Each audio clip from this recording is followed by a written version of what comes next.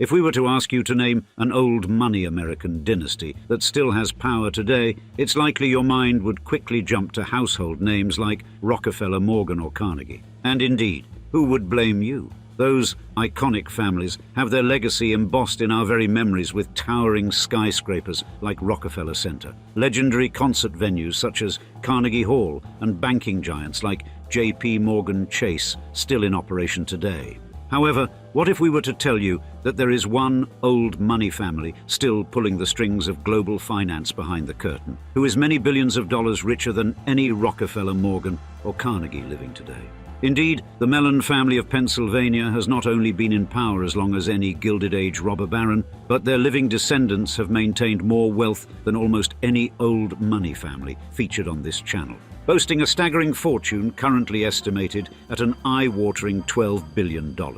Furthermore, Mellon family members have had their hands in every stratum of American influence, from their patriarch, whose decisions as U.S. Treasury Secretary led America to experience both the Roaring Twenties and the Great Depression, all the way to the current BNY Mellon Bank, donning the family's surname, which presides over literally trillions of dollars in assets to this very day. Most assuredly, the Mellon family has it all, from a matriarch who changed the face of American interior design with her many lavish homes and sumptuous estates, to a cryptocurrency whiz-kid who's been quietly counting billions as US government regulators scramble to decide how to handle crypto. In today's episode, we'll tell you this secret old money banking dynasty's full, unauthorized journey, revealing a legacy that has quietly shaped the very backbone of American wealth and influence, as we describe.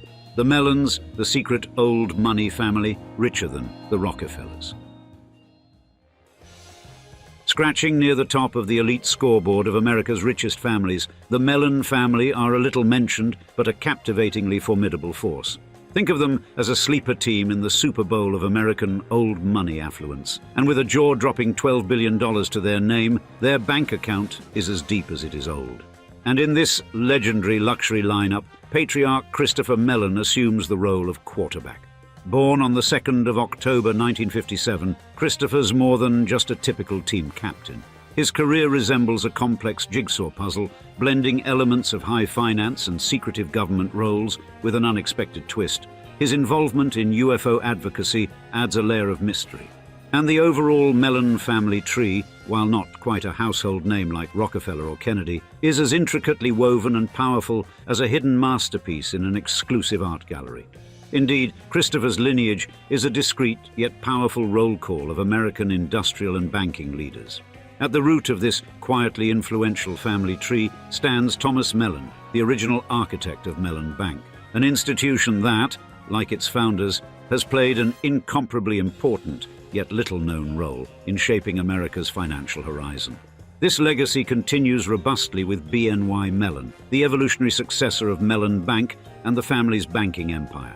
Today, BNY Mellon stands as a titan in the financial world, showcasing its prowess with a remarkable 22% surge in net income and stewarding a staggering $46.9 trillion, yes, trillion with a T, in assets under custody.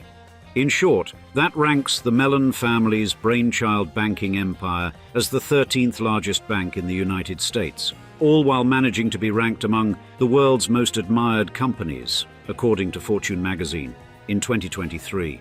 However, the Mellons, not content with banking alone, have played a game of twister with various industries.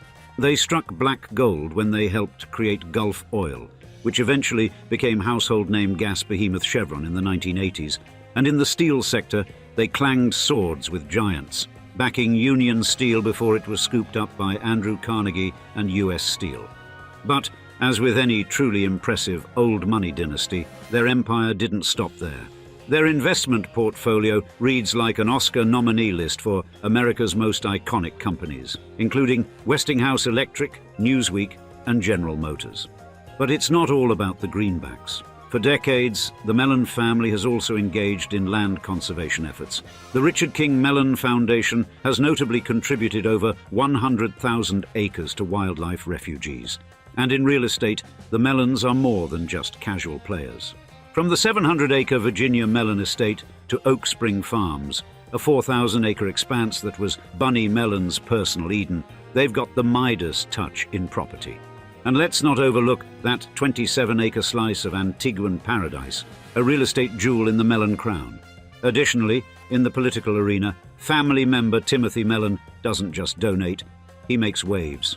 His $5 million contributions to various political causes and an eye-watering $90 million to Republican campaigns since 2018 show he's not shy about backing his beliefs with his wallet. However, while it's easy to sit and bask in the shocking power, wealth and influence of this $12 billion old money leviathan known as the Mellon family, you'd be surprised to learn that they first got their start, like so many Americans, as immigrants to the country's shores centuries ago. Therefore, join us as we venture back in time to discover exactly how one Irish immigrant reached the land of the free and the home of the brave, to spawn what would become one of America's richest families of all time. The Mellons family's story begins in the 19th century, a time of significant migration, with the Mellons originating from Scotland and later settling in Tyrone, Ireland. The Gaelic origins of their surname, derived from Meal and Meallan, translated to attractive or little pleasant one, offer a glimpse into the family's heritage.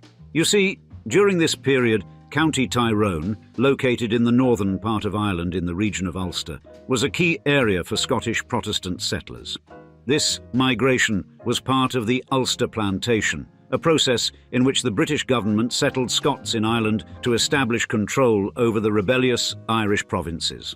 One Archibald Mellon, part of this Scottish Protestant group known as the Scotch-Irish, began the family's American story in 1816, with many Scotch-Irish like the Mellons emigrating to the United States during this time. First establishing themselves in Westmoreland County, Pennsylvania, the family's legacy would begin in earnest when, in 1818, Thomas Mellon, the future founder of Mellon Bank and first patriarch of the Mellon dynasty, entered the United States. Determined to rise above the constraints of his rural beginnings, Thomas Mellon's life was a journey of ambition and aspiration. He vividly recalls in his autobiography the moment at the age of 10 when he first glimpsed wealth and magnificence I had before no conception of, a revelation that came upon seeing the opulent estate of his future parents-in-law, Jacob Negley and Barbara Ann Negley. Then, inspired at 14 after reading the transformative stories of Benjamin Franklin's autobiography, Mellon resolved to leave farming behind. Pursuing higher education, he entered the University of Pittsburgh, then the Western University of Pennsylvania, in October 1834, and graduated in 1837. After dedicating 5 years and investing $500 in his education, Mellon turned to teaching classics briefly before successfully entering the legal profession. He then established his own law firm before subsequently being elected as a judge for the Allegheny County Court of Common Pleas. Thus, Thomas Mellon's legal acumen not only enhanced his personal wealth through astute investments in downtown real estate, but also positioned him as a reputable attorney for corporations. Indeed, Mellon's early legal successes were the bedrock of the family's financial empire. His investments in law and real estate were instrumental in the establishment of T. Mellon and Sons, a banking house that emerged as the region's largest by the end of the 19th century. Beyond real estate, Mellon also ventured into coal, forming a profitable alliance with James B. Corey, a significant figure in the Pittsburgh coal industry. This diversification into real estate and coal was pivotal in his wealth accumulation, and by 1869, Thomas Mellon had yet again pivoted from legal practice to concentrate on his investments. Therefore, his banking house, T. Mellon and Sons, had shrewdly laid the groundwork for what would later become the Mellon Financial Corporation. But Thomas Mellon's prolific ability to adapt and seize new opportunities was but a blip on the radar of what his descendants would be able to accomplish. And on a brisk spring day in March 1855, Thomas's son, Andrew, would enter into the world to fulfill that destiny. Andrew William Mellon, affectionately known as A.W., was the 6th child born to Thomas and Sarah Jane Mellon, yet, tragically, only the 4th to survive past infancy. And from his earliest years, Andrew's life was deeply intertwined with that of his father. Distrustful of both private and public educational institutions, Thomas Mellon took it upon himself to construct a schoolhouse specifically for his children, appointing a private tutor to oversee their education. Thus, starting at age 5, Andrew was educated in this unique setting, and this tailor-made educational experience, combined with a front-row seat to his father's financial expertise, undoubtedly helped set the foundation for Andrew's future success in banking and finance. Now, the 1870s saw Andrew furthering his academic pursuits at his father's alma mater, Western University of Pennsylvania, now known as the University of Pittsburgh. However, in a twist of fate, Andrew departed without a degree, opting instead for the rich lessons of practical experience. Then, in 1873, at only 18 years of age, Andrew took a decisive step into the world of banking by joining his father's bank, T. Mellon and Sons. Despite his youth, he swiftly emerged as a key player, exhibiting a sharp acumen for banking and finance.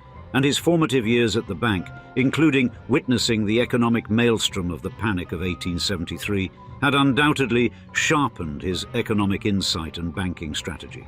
But the year 1876 marked one of the most pivotal moments in Andrew's trajectory, as he was granted power of attorney to steer the bank's operations. With this power, over time, Andrew would develop what would be called the Mellon system of business.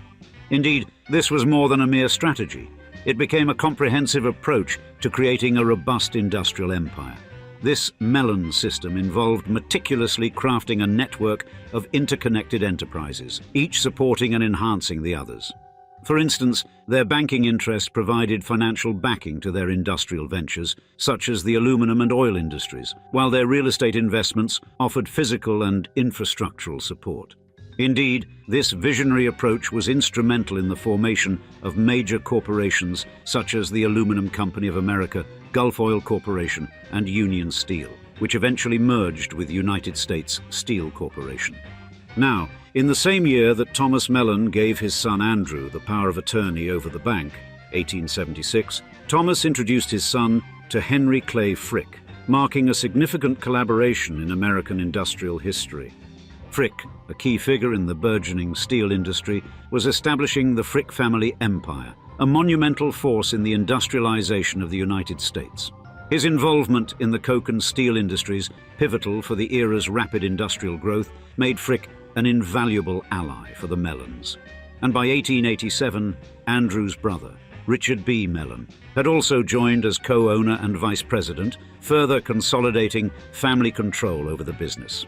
Now, during the 1880s, Andrew Mellon, in collaboration with Frick, took control of the Pittsburgh National Bank of Commerce. Indeed, this was a significant power play for the family, as national banks held the exclusive right to issue banknotes, a crucial financial tool for empires like the Mellons. Specifically, issuing banknotes allowed them direct influence over the money supply and credit availability, vital components in an era of rapid economic expansion and industrialization. Furthermore, despite the considerable asset transfer from Thomas to Andrew Mellon, their enterprises remained relatively small, leading to what we would call these days a lean startup configuration in the Mellon's empire.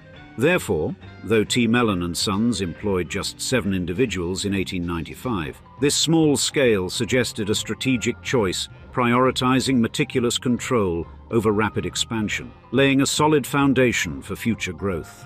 However, Andrew Mellon's immense influence was, much like many family members, not limited to business acumen.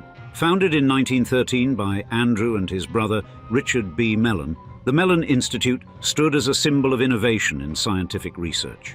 You see, the Mellon brothers, beyond their roles as bankers and venture capitalists, were foresighted in understanding the synergy between new technologies and established industries, and thus their aspiration to establish a groundbreaking research center materialized in this institute. Now, during the same period, another educational giant was taking shape. The Carnegie Institute of Technology, inaugurated in 1900 by legendary industrialist and one-time richest person in the world, Andrew Carnegie, aimed to mirror the Scottish model of technical education, catering to the needs of an industrializing society, and this particular school, initially serving the educational requirements of working-class children, evolved into a vital center for practical education, later becoming the Carnegie Institute of Technology, or Carnegie Tech. The paths of these two institutions next converged in 1960, when discussions about a merger were initiated by family member Paul Mellon, representing the Mellon legacy. This historic amalgamation in 1967 led to the formation of Carnegie Mellon University, a fusion that was not just an institutional merger, but also a culmination of the Mellons' long-standing support, leading to the establishment of the Mellon College of Science and the College of Humanities and Social Sciences. In the 21st century, CMU is acclaimed for its educational excellence, recently ranked number 24 among national universities in the US News and World Report and third for most innovative schools. Its international reputation is equally strong, with commendable top 30 positions in global rankings by Times Higher Education and QS World University Rankings. Thus, by the 1920s, Andrew W. Mellon's financial and culture stature had soared, making him one of America's wealthiest and influential individuals. However, in order to solidify his already prodigious financial influence, he would need to enter into a wholly different realm of power, politics. In 1921, a pivotal moment in American history unfolded as President Warren G. Harding appointed Andrew Mellon, an already legendary figure of significant wealth and influence, as the Secretary of the Treasury. This role, which Mellon held across a shocking 3 presidential administrations, catapulted him into the limelight of national affairs. Confronting a substantial federal debt, a byproduct of World War I expenditures, Mellon embarked on an ambitious strategy to reform taxation by using an, at the time, unconventional approach: lower tax rates to spur economic activity, thereby boosting tax revenue. Consequently, the Revenue Acts of 1921, 1924 and 1926 materialized Mellon's vision, resulting in a drastic reduction of the top marginal tax rate from 73% in 1922 to a mere 24% by 1929. This period witnessed the American economy's roaring ascension, marking the oft-called Roaring Twenties as an era of unprecedented growth and prosperity. However, Mellon's tenure was not without its challenges. With the onset of the Great Depression in 1929, his economic policies, once celebrated, now faced rigorous scrutiny. Critics emerged as the national debt escalated anew, and the 1930s marked another turbulent period for Andrew Mellon. With his reputation suffering following the Wall Street crash, he escaped the States to serve as ambassador to Great Britain in 1932 before returning to private business. His unwavering belief in minimal government intervention and the necessity of economic recessions to purge excesses became contentious topics during this era, and a debate that continues to this day. Meanwhile, the 1940s saw Richard King Mellon, Andrew's brother, additionally emerge as a key figure. A military man, Richard reactivated his service in 1942, overseeing Pennsylvania's Selective Service System and later joining the War Department in Washington, D.C. His contributions, which included establishing banks for the armed forces and promoting "This is the Army," earned him the Distinguished Service Medal, and post-war, he continued his military involvement in the Army Reserves, ultimately attaining the rank of Lieutenant General. But beyond his military endeavors, Richard King Mellon assumed a prominent role in the Mellon dynasty, particularly following Andrew Mellon's passing in 1937. King, as he became known, eerily aligned with Robert De Niro's sinister real-life character in the recent Killers of the Flower Moon film, started at the bottom of the family bank in 1920, working as a messenger and assistant cashier, and later became its president in 1933. Richard King Mellon's post-war period was also characterized by his collaborative efforts with Pittsburgh Mayor David L. Lawrence. Together they tackled urban challenges like flooding, pollution, and blight, initiating large-scale redevelopment projects that redefined Pittsburgh. Indeed, Richard King Mellon's financial clout was instrumental in aligning these projects with new regulatory standards, reshaping the city's fabric.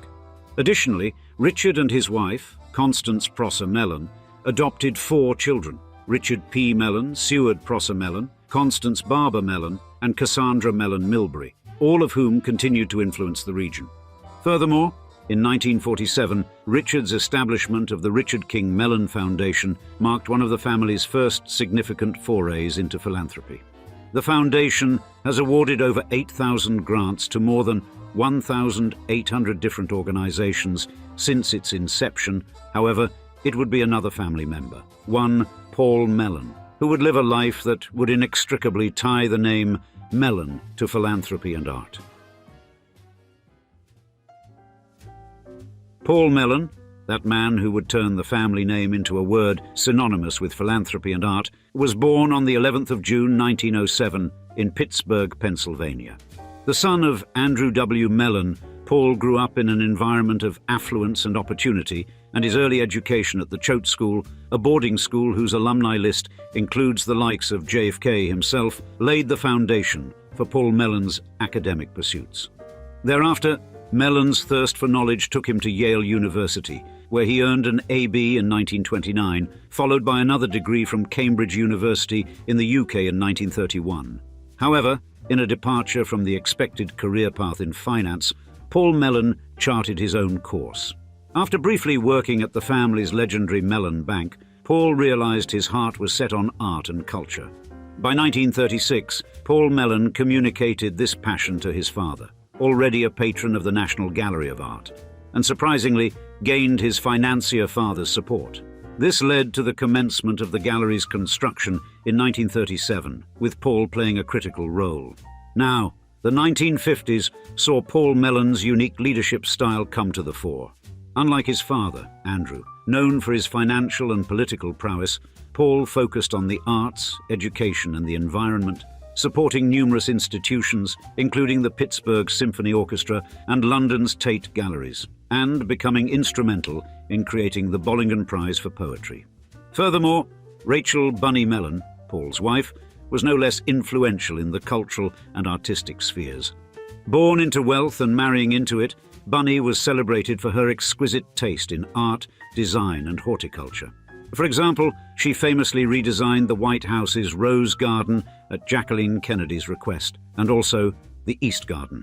Her expertise in gardens was matched by her skill in interior design and art collection, working with notable decorators and amassing an impressive collection of art and porcelain. Indeed, Bunny's style was luxurious yet unassuming, reflecting her discerning eye for art, clothes, and interior design. Soon, she became an icon of mid-century style, not just through her personal choices, but through her contributions to the National Gallery of Art, where she and Paul donated over 1,000 European paintings. Furthermore, Bunny Mellon's iconic homes and gardens, spread across the United States, France, and the Caribbean, were well known as an embodiment of the Mellon family's luxurious yet unpretentious taste. Oak Spring Farm in Upperville, Virginia, a sprawling 4,000-acre property, stood out among her estates. Though the interiors of this residence, like many of her homes, remained largely private, they were reputed to be extraordinary, showcasing Mellon's confident and refined style. Another of Mellon's cherished properties was Scallop Path, a historic estate on Cape Cod. Acquired in the early 1970s, Mellon meticulously renovated the 1700s-era main house over several years, and the estate, spanning 7.5 acres and featuring a 7-bedroom main house, a guest house, and exquisitely designed gardens, was shaped by Mellon's creative vision. And in New York City, Mellon's flair for design was exemplified by her 11,000-square-foot, 14-room townhouse in the Upper East Side. This luxurious property, which later sold for $41 million, boasted a private garden and was a showcase of her impeccable taste. Simultaneously, by the 1970s, Paul Mellon had also made a significant mark in academia. His contributions and influence in this sphere highlighted the Mellons' expansive reach, extending beyond art and design to the educational realm. For example, he transformed the Paul Mellon Foundation into the Paul Mellon Centre for Studies in British Art under the Yale Centre for British Art, marking a new chapter in the study of British art and demonstrated Paul's prudent approach to philanthropy and intellectual pursuits. Therefore, together, Paul and Bunny Mellon left a legacy rich in cultural, educational, and environmental contributions, each defining their era with a blend of discernment, generosity, and a profound love for the arts. However, as the 21st century beckoned, the Mellons, ever the adapters, would be presented with a new set of challenges with the 2008 financial crisis looming, and a family member deciding to enter into the mysterious world of cryptocurrency. In the final decade of the 20th century, the Mellon family started to engage dynamically with the burgeoning tech industry, injecting substantial investments into technology ventures. Indeed, this pivot was a strategic response to the digital revolution sweeping the financial world. First, they renamed Mellon Bank to Mellon Financial Corporation, and then quickly adapted to globalization through the formation of BNY Mellon. This newly minted financial powerhouse, born from the merge of Mellon family's bank and the Bank of New York, boasted trillions in assets under management and operations across 35 countries by 2023. And among the recent, more trailblazing torchbearers of the family's dynasty, Matthew Taylor Mellon II and Timothy Mellon stand out, each charting distinct courses while upholding the family's legacy.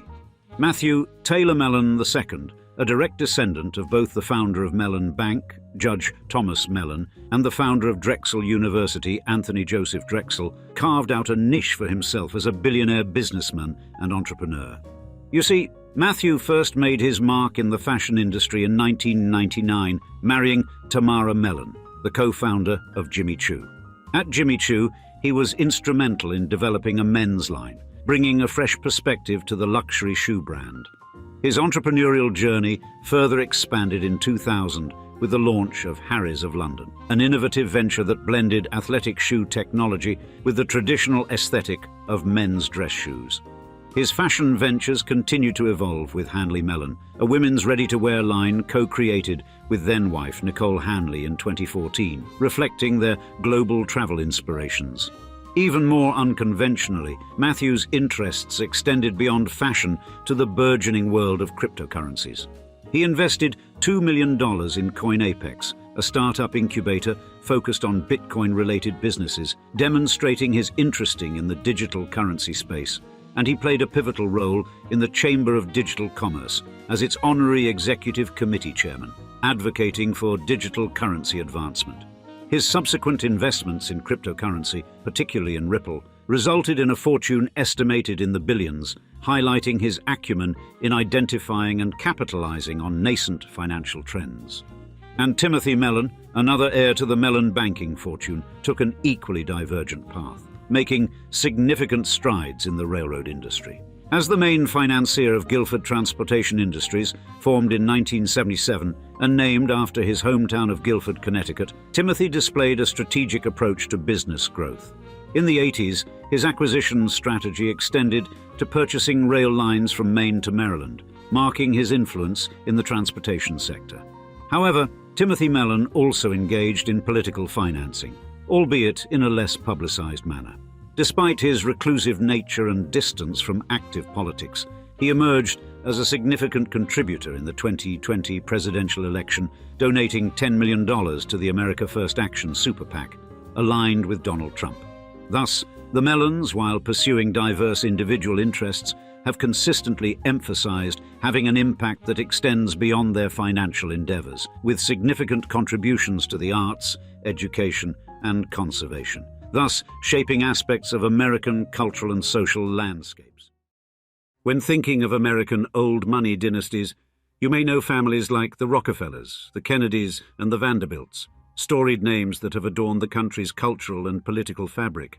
Yet, lurking behind these more publicized dynasties is the saga of the Dupont family, a lineage that arguably eclipses them all in wealth and influence. Now, the Duponts first burst onto the American scene in the early 1800s as French immigrants with a keen eye for the untapped promise of a burgeoning nation. While most stories of this era feature settlers striving for basic survival, from the beginning, the Duponts aimed higher, a gunpowder empire set in their sights. And that's just the opening act. As the 19th and 20th centuries rolled in, so too did the Duponts' levels of immense power and prestige. Indeed, the family delved into arenas far beyond gunpowder, chemicals, materials, science, and even armaments. But what happens when a family steeped on the brink of becoming old money has to learn how to navigate scandals, market crashes, and the unyielding march of technological progress? In today's episode of Old Money Luxury, we'll explain that and more as we describe in sordid detail how the Dupont family went from new money to old money. Our saga commences in 1739 Paris, where Pierre Samuel Dupont emerges, a figure molded from humble origins yet infused with unrelenting ambition. You see, the mid-18th century in Paris was rife with socio-economic contradictions, with the opulence of the aristocracy clashing with the impoverishment of the lower classes, and all against a backdrop of intellectual enlightenment and cultural awakening. Despite the austerity shadowing his early years, Pierre Samuel's educational aspirations flourished, nurtured by parents who recognized and fervently nurtured his intellectual propensities. Certainly from youth, his intellectual curiosity was insatiable, perhaps fueled by an internal drive to transcend his modest upbringing, or possibly an innate quest to fathom the intricacies of human society. Without a doubt, this early brilliance was particularly noticeable in areas like economics and philosophy, disciplines that would later anchor the Dupont family's monumental rise. Now, Pierre Samuel soon entered the intellectual crucible of the Collège de France, a hub of progressive thought. There he immersed himself in the advanced theories of his time, methodically sculpting a formidable foundation in economics and philosophy. And after years of studious investment, his academic endeavors bore fruit. His seminal writings, specifically those exploring the complex interplay between economic structures and human behavior, became revolutionary texts in academic circles. And these works didn't merely garnish applause, they sparked fervent debates among scholars and thinkers alike. Furthermore, his scholarly achievements did more than win him academic acclaim. They propelled him into the corridors of political influence. His essays and treatises earned him advisory roles to key figures within the French governance, including ministers and perhaps even members of the royal court. Once there, his insights shaped not only intellectual dialogues, but also influenced practical policy-making, making him a distinguished luminary of his time. But as history evolved, so did France's political backdrop. The cataclysmic onset of the French Revolution in 1789 plunged the nation into a vortex of volatility. And while initially an advocate of revolutionary ideals, Pierre Samuel's faith waned as the movement spiraled into zealous excesses. When he found himself incarcerated by the revolutionaries in 1797, the writing was on the wall. France, once a sanctuary, had turned treacherous. Confronted with this stark reality, Pierre and thus the Dupont family undertook a momentous decision that would recast their fate. They selected the United States as their sanctuary in 1799. Strategically speaking, this choice wasn't driven by mere desperation, but by a calculated vision. They perceived America as a cradle of untapped potential, a refuge where political perils could not shackle their ambitions. Thus they set sail for a land draped in the promise of renewal. Yet the Dupont's journey to America was not without blemishes of suspicion. Rumors circulated about their political alignments back in France. Some speculated that Pierre Samuel secretly sympathized with radical Jacobins, notorious for leading the Reign of Terror. However, a scrutiny of historical accounts dispels these doubts. In fact, Pierre Samuel Dupont was a figure of nuanced ideologies. He neither espoused Jacobin ruthlessness nor condoned monarchical rigidity. He navigated a path in alignment with his principles, rejecting both extremities in a life that was anything but ordinary. Now, the early 1800s United States that the Duponts planted their flag in was a youthful nation on the cusp of industrial emergence. Pierre Samuel Dupont, then a French expatriate teeming with unyielding resolve, had decided within just 3 years of setting foot on American soil to establish a venture. The history books thus marked the 19th of July in the year 1802 as a momentous date that would herald in the inception of E.I. Dupont de Nemours and Company. Furthermore, the socio-economic conditions of the era were propitious for Dupont's entrepreneurial leap into gunpowder manufacturing.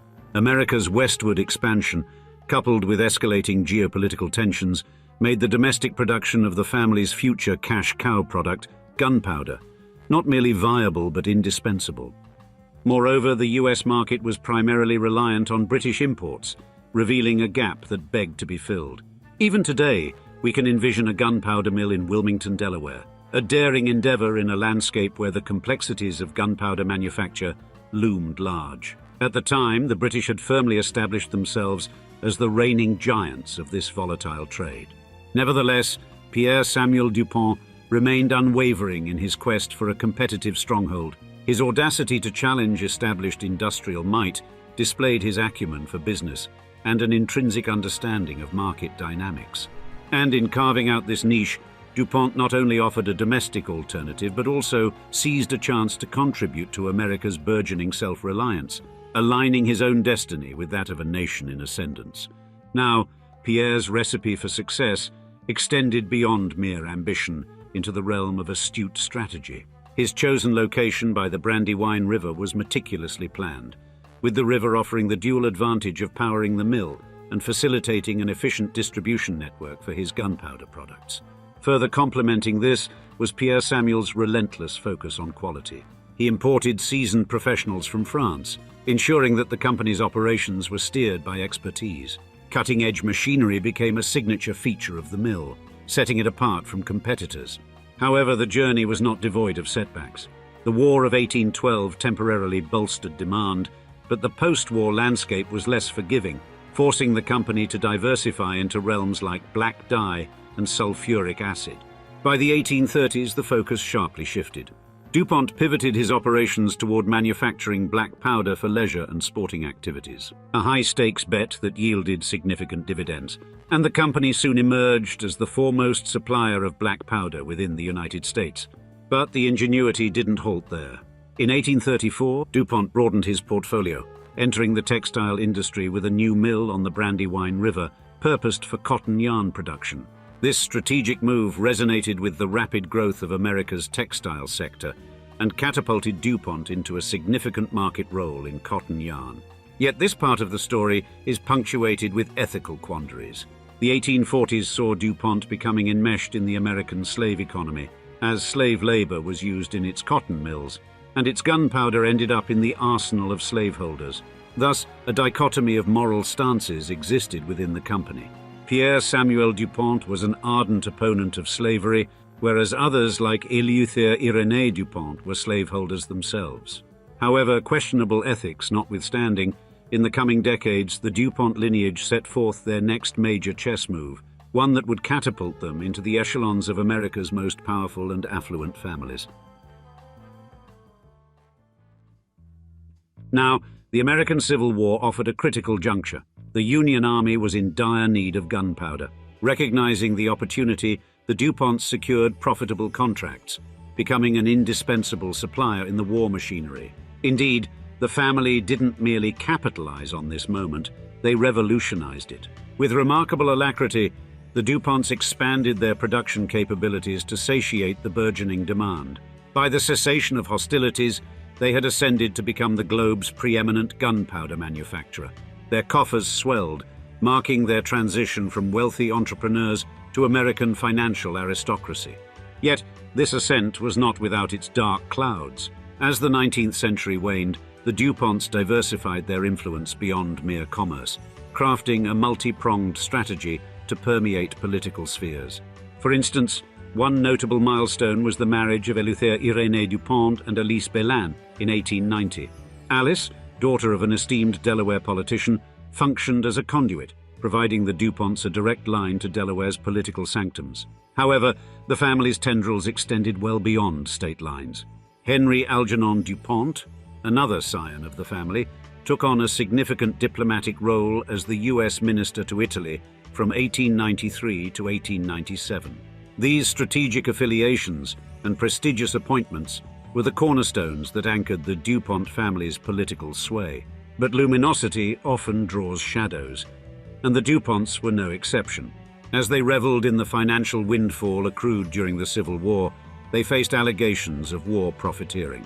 Critics claimed that the family had exploited the Union's desperation, levying exorbitant prices for their gunpowder supplies. But the Duponts countered, asserting that their pricing was equitable, driven by the enormous demand rather than opportunistic greed. Nonetheless, these claims left an unforgettable mark, prompting public skepticism and demanding increased transparency in their enterprise. But overall, in navigating eras of war, prosperity, and controversy, the Dupont family emerged not just as commercial magnates, but as multifaceted puppeteers, wielding considerable authority in both corporate boardrooms and political chambers. As the calendar pages flipped into the 20th century, the Dupont family's fortunes and dilemmas would evolve in parallel, with a seesaw-style existence of highs and lows that no one could have predicted. Now, the outbreak of World War I offered the Dupont family yet another stage for their mastery in explosives and gunpowder. Aligning with the Allied forces, they furnished indispensable war supplies, from explosives to other key materials. For the Duponts, this was more than a commercial endeavor. It was a manifestation of patriotic zeal. Beyond supplying war materials, the family deployed their considerable wealth to ignite a flame of nationalism. For example, they underwrote war bonds and spearheaded patriotic events that invigorated the American spirit.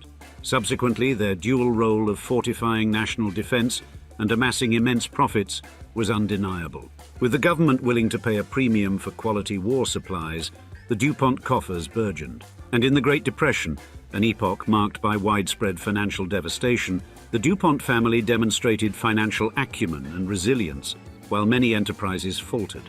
Specifically, their secret weapon was a canny investment in General Motors, or GM. Initiated in the 1920s, they had accumulated a dominant stake in GM by the decade's end. And despite the economic cataclysm that slashed sales in GM, the Duponts remained unflinchingly committed to their investment. With strategic cash injections and managerial acumen, they buoyed GM during the Depression's bleakest hours. Their steadfast support wasn't merely optimistic. It was a well-considered gamble that ultimately yielded lavish dividends. As the American economy painstakingly resurrected itself, the fortunes of General Motors rebounded, and the value of DuPont's stake soared correspondingly.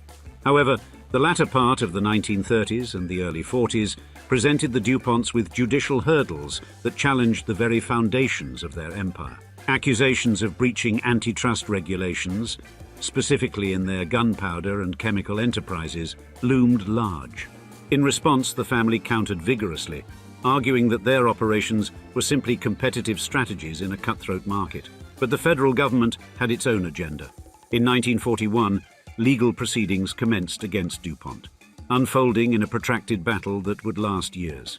Eventually, the government's unrelenting legal efforts culminated in the disassembly of the DuPont corporate structure into 3 distinct units, leaving questions open to whether the DuPont name could last into the modern era. Next, in the incipient years of the 1960s, the DuPont family found themselves at the vortex of an environmental maelstrom. The ecological fallout of their chemical operations was becoming increasingly hard to ignore, with air and water pollution linked to alarming health outcomes, including cancer. And initial attempts to dismiss these burgeoning concerns soon proved untenable. In 1962, a watershed moment materialized as the family established a specialized environmental protection division, funneling substantial resources into eco-friendly technologies. To align their internal ameliorations with public perception, the DuPonts launched an expansive public relations offensive. Through meticulous ad campaigns and strategic sponsorships, they sought to project an image of corporate responsibility, keen to demonstrate their bona fide commitment to environmental safeguarding. By 1981, the DuPont clan orchestrated a masterstroke that echoed through business corridors, a successful acquisition of Conoco, a leading energy firm. Indeed, this strategic maneuver marked a seminal chapter in their diversification agenda and solidified their footprint in the flourishing energy sector. The melding of Conoco into the family's industrial empire provided an appreciable boost to their earnings and extended their global reach. Looking at the contemporary landscape, the DuPont lineage continues to be a paragon of influence, with tentacles spread across sectors like business, philanthropy, and governance. Yet, the family's journey has been punctuated with episodes of disquietude. In the early 21st century, the DuPonts encountered a renewed wave of scrutiny, this time focused on the health implications of Teflon, their iconic non-stick substance utilized in cookware. Scientific investigations revealed unsettling connections between Teflon and various health disorders, casting aspersions on the family's legacy. Initially defiant, the DuPonts eventually bowed to the weight of evidence, acknowledging Teflon's potential health hazards. In 2005, a costly denouement unfolded as the family consented to a sizable settlement. $16.5 million dispensed to laborers exposed to Teflon toxicity. This was coupled with pledges to recalibrate manufacturing protocols to minimize Teflon emissions. While these upheavals cast a pall over their prestige and dented Teflon sales, the Dupont family's sustained influence remains indelible. Their capacity to navigate treacherous waters, whether environmental, financial, or ethical, cements their status as one of America's most important old money families. Thus, from their initial footprints in France to their groundbreaking enterprises on American soil, the family's contributions span a broad swath of domains: chemical innovations, strategic acquisitions, environmental stewardship, and even governance and philanthropy. Each generation of Duponts has imbued new facets to an already multifaceted legacy, renewing and refreshing the family's imprint on myriad sectors. Their story stands as a paradigmatic example, illustrating that even in the face of formidable challenges, resilience and ingenuity can carve a path to enduring relevance and influence. There are only a few families in the history of New York that can claim multiple members of their dynasty had a direct impact on the city that never sleeps. Sure, we've all learned about and marveled at monikers like Rockefeller, Vanderbilt, Carnegie, and Astor. However, what if I was to tell you that there's one family you might never have heard of, who've not only helped turn that small Dutch trading post on the tip of Manhattan into the Big Apple, but they also, since before America was even a country, had a direct hand in building up the United States military dominance, commercial development from coast to coast, and even arguably created the modern American aviation industry, all while snapping up the most impressive collection of artworks and opulent museums New York has ever seen. Indeed, in the pantheon of families in America, we could term old money. There's only one that has accomplished all of that and more: the Whitneys. In today's video at Old Money Luxury, we'll tell you the good, the bad, and the luxury of this illustrious dynasty as we unveil the old money family who own New York's art scene. The storied lineage of the Whitney family, a name that would become synonymous with ambition, innovation, and enterprise throughout the entire history of the United States, begins with John Whitney, born in Westminster, London, in 1592. His immigration to America during the Puritan Great Migration of the mid-17th century likely involved seeking opportunities and religious freedom, aligning with the aspirations of many Puritans of his time. You see, life in 17th century America was demanding for the Puritans, defined by a harsh New England climate and an often unforgiving landscape. However, the Puritan ethos, underpinned by values like community, hard work, and education, gave rise to a unique, innovative spirit. They were not only responsible for founding some of the first schools and colleges in America, including Harvard University, but also for instilling in their descendants a tireless pursuit of success. This innovative and entrepreneurial spirit helped to lay the groundwork for several major old money dynasties of Puritan lineage, such as the Astors, the Cabots, the Lowells, and the Whitneys. These families, carrying forward the legacy of their Puritan forebears, not only made significant contributions to American industry, finance, and trade, but also were patrons of arts and culture. The Whitneys, for example, invested heavily in various cultural endeavors. Their appreciation of education and moral enrichment, stemming from their Puritan roots, eventually led to substantial investment in art.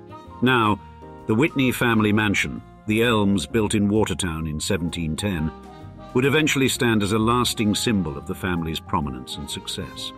Indeed, the early Whitney family's strong work ethic helped set the stage for business triumphs during an era when America was still finding its bearings.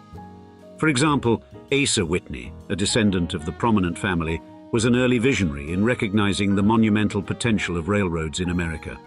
His fervent advocacy, though not resulting in direct construction, ignited public interest and led to the realization of the Union Pacific's opening in 1869.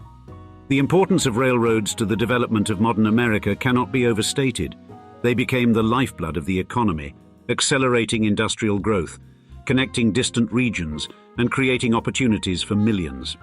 In particular, the Whitney family's role in this transformation exemplifies their lasting impact on the nation. Asa's vision for railroads, combined with the family's broader entrepreneurial spirit, contributed significantly to shaping the interconnected, prosperous America we know today, reflecting the family's legacy of innovation and progress. Additionally, Eli Whitney Jr., born in 1765, was a revolutionary figure who transformed the antebellum South with his invention of the cotton gin. Though he believed his invention would reduce the need for enslaved labor, it paradoxically strengthened the economic foundation of slavery by increasing the efficiency of cotton production. After losing profits to patent infringement, Whitney's innovative spirit led him to manufacture muskets for the U.S. Army, a pursuit he continued until his death in 1825, leaving an indelible mark on American industry. Furthermore, in 1885, the Whitney family's influence on America's development continued with William Collins Whitney's appointment as U.S. Secretary of the Navy. His belief in domestically produced warships being superior or equal to foreign-made ones guided a transformative era in naval modernization. Under his leadership, naval appropriations more than doubled, enabling the construction of advanced steel steamships and modern guns. His strategic vision, commitment to innovation, and belief in American manufacturing capability played a pivotal role in the nation's emergence as a global maritime power. Ships like the battleship Maine, constructed during his tenure, became symbols of American naval might, and his efforts set the stage for the United States' prominent role during the Spanish-American War and beyond. Thus, the Whitneys, in their essence, encapsulate the very spirit of American old money. With roots reaching back to the country's Puritan beginnings, they played an essential role in shaping America's financial and military might. Their influence extends even to the concept of the U.S. fulfilling its manifest destiny from coast to coast. But the close of the 19th century was merely a chapter in their storied legacy. The Whitney influence was poised for further expansion, setting the stage for an alliance with one of the Gilded Age's most distinguished families. The next masterstroke in their saga was yet to be played, a fitting continuation of a family that had already scripted some of the most legendary pages in the young nation's history. As the 20th century dawned, the union of two powerful American families signaled a new era of influence and innovation. On August 25, 1896, Gertrude Vanderbilt of the wealthy Vanderbilt clan married Harry Payne Whitney from the aforementioned Whitneys. Their offspring, Cornelius Vanderbilt Whitney, would inherit a fortune from both family lines and forge a path as a successful businessman in his own right. Cornelius Vanderbilt Whitney's influence would reach soaring heights in the field of commercial aviation. As one of the founders of Pan American Airways, established in 1927, he played a vital role in transforming the industry. Pan Am, with its pioneering spirit, became instrumental in introducing jet aircraft for commercial use, setting new standards for the entire aviation world. Whitney's backing, alongside other investors like William Avery Rockefeller III of the legendary Rockefeller Dynasty, supported Juan Trippe in creating the Aviation Corporation of America, which later evolved into Pan American World Airways. Before World War II, Pan Am stood alone as America's international airline and continued to define commercial flight by employing innovative technologies and aircraft types like the Boeing 707 and Boeing 747. These advances allowed Pan Am to offer unprecedented capacity and range, flying more passengers with fewer stops than their competitors. Pan Am's relentless pursuit of modernization and its significant contributions to commercial aviation had a lasting impact socially, politically, and economically. Its efforts helped shrink the world, changing global culture and leaving a legacy that continues to influence the industry.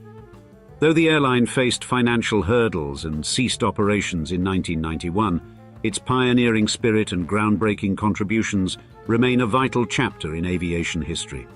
So, the Whitneys, having already achieved so much, took their influence to new heights, literally. They helped usher not just America but the entire world into the jet age, propelling humanity into the sky.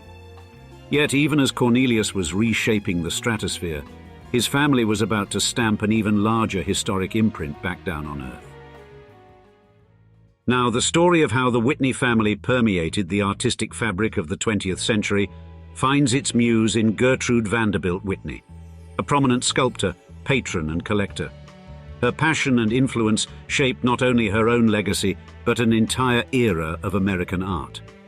Gertrude's artistic journey began in earnest in 1907, and continued until her death in 1942. In those pivotal years, she established herself as a leading patron of American art, fostering talents that might otherwise have gone unrecognized. In 1914, her vision led her to create the Whitney Studio in Greenwich Village, a haven for contemporary artists whose groundbreaking work was often overlooked by traditional academies. This institution became an incubator for creativity, giving voice to the once voiceless. Her personal collection, growing to over 500 pieces by 1929, was a testament to her dedication. When her generous offer to donate these pieces to the Metropolitan Museum of Art was rebuffed, she took matters into her own hands, founding the Whitney Museum of American Art in 1930. This institution, opened in 1931, has since become a beacon of modern and contemporary American art. From Edward Hopper's iconic works Early Sunday Morning and Nighthawks to Jasper Johns's Three Flags and Louise Bourgeois' Quarantania, the Whitney Museum stands as a repository of diverse styles and subjects that reflect the richness of America's artistic landscape. And Gertrude Vanderbilt Whitney's connection to the art world extended beyond mere collecting. Her support for emerging artists, particularly those like Robert Henry of the Ashcan School, fostered an environment where creativity thrived. Now, when the phrase "old money" is mentioned in the context of New York, the Rockefeller name inevitably comes to the fore. However, it is equally important to acknowledge the Whitney family, who have been central to the philanthropic and cultural fabric of New York City. While both the Rockefellers and the Whitneys have a storied history of philanthropic endeavors, their focuses differ. The Rockefellers have long directed their philanthropy towards a broad spectrum of areas, including education, healthcare, and the arts. Their influence permeates various institutions, reflecting a commitment to social welfare and cultural enrichment. The Whitney family, on the other hand, has been especially passionate about supporting the arts. The Whitney Museum of American Art has been pivotal in championing American art and artists at a time when European art often overshadowed local talents. Yet the Whitney family's support has not stopped at the museum.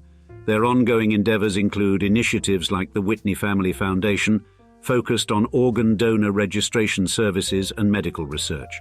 So, while the Rockefellers may be more widely recognized, the Whitney family's cultural contributions to New York are undeniable and deserve recognition.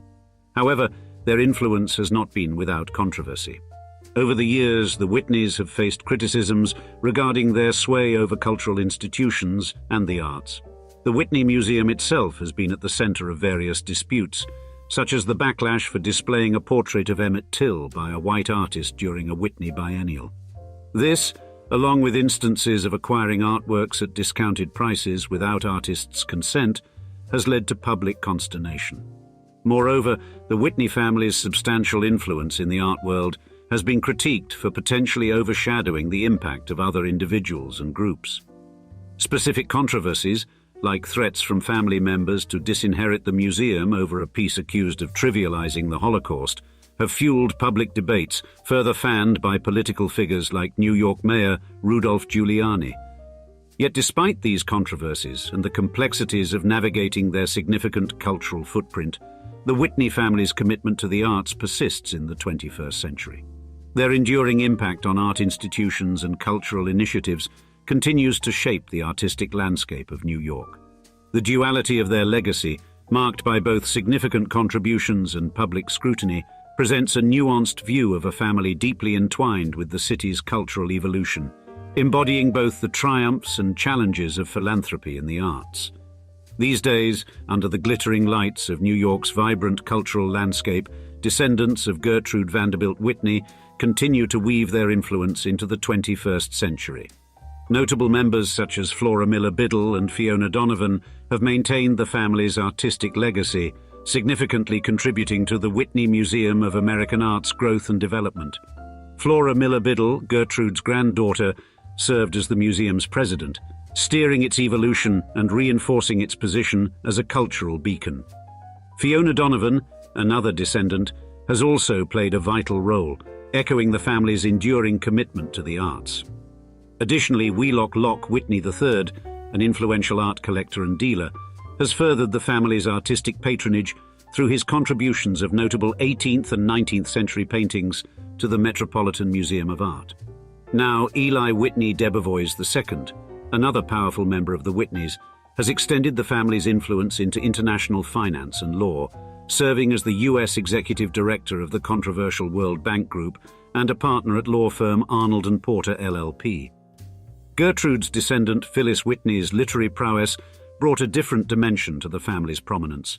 An award-winning mystery writer, her more than 70 novels made her an enduring figure in American literature. And Benson Whitney's diplomatic service as the United States ambassador to Norway and his venture capital endeavors further showcase the family's extensive power plays, intricately linked with American governance and innovation. This tapestry of influence, woven through art, literature, governance, and philanthropy, paints a picture of a family deeply intertwined with the cultural, social, and political fabric of New York and beyond. Literally since the days of the Puritans, before the country was founded, the Whitneys have found a way to outwit, outdo, and indeed outlast many other so-called old money families throughout every epoch of American history. In a dimly lit, hushed room swirling with cigar smoke, J.P. Morgan sat like a king on his throne, emanating an aura of unassailable power. Across from him, political candidate William McKinley's face was etched with lines of worry and exhaustion, visibly burdened by the sinking reality that his presidential dreams could soon disintegrate into dust.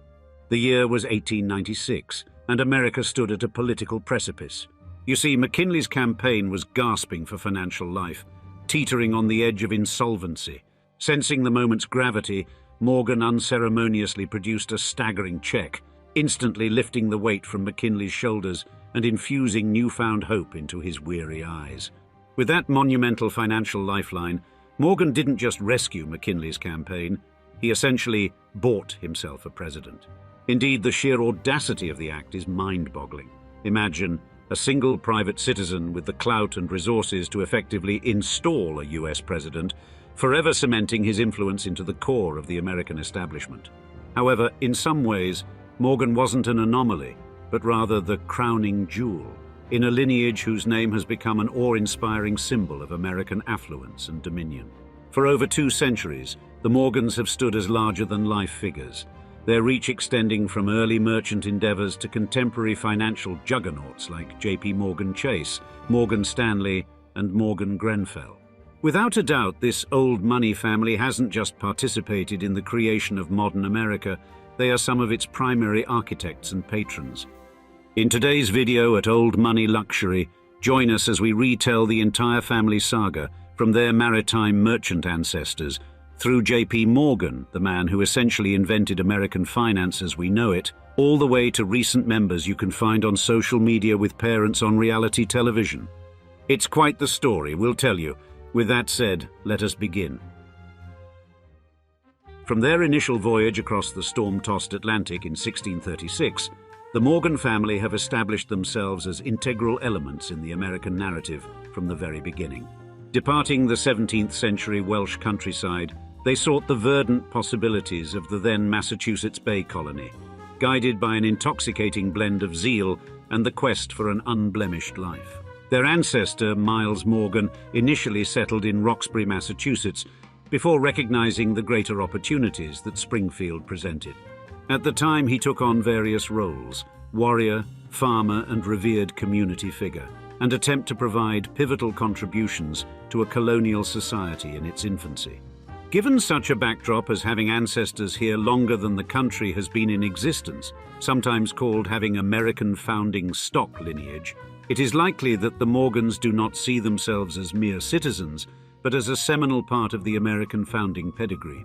Over decades, this self-perception probably kindles both an exalted pride and a ceaseless ambition, with each successive generation perceiving itself as the custodian of an ancestry that had its roots in the earliest colonial vessels. This sense of duty has thus served as an impassioned catalyst for their various exploits, be it military service, commercial ventures, or their conspicuous role in the social strata.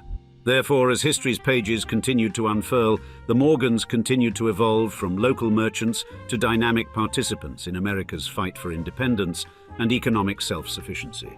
A quintessential portrait of this evolution is Joseph Morgan, Jr., the illustrious great-grandson of Miles Morgan. Holding the rank of captain in the Massachusetts militia, Joseph was therefore an active participant in the drama of the American Revolutionary War, not merely an observer. Post-war, Joseph ventured into the bustling commercial sphere of Connecticut. There he operated a diverse array of enterprises, a tavern, coffeehouse, and stagecoach line, before co-founding the Aetna Fire Insurance Company in 1819. Indeed, this endeavor has a legacy that reverberates even today. Aetna has evolved into a colossal entity, its roots deeply embedded in the soil of American business history.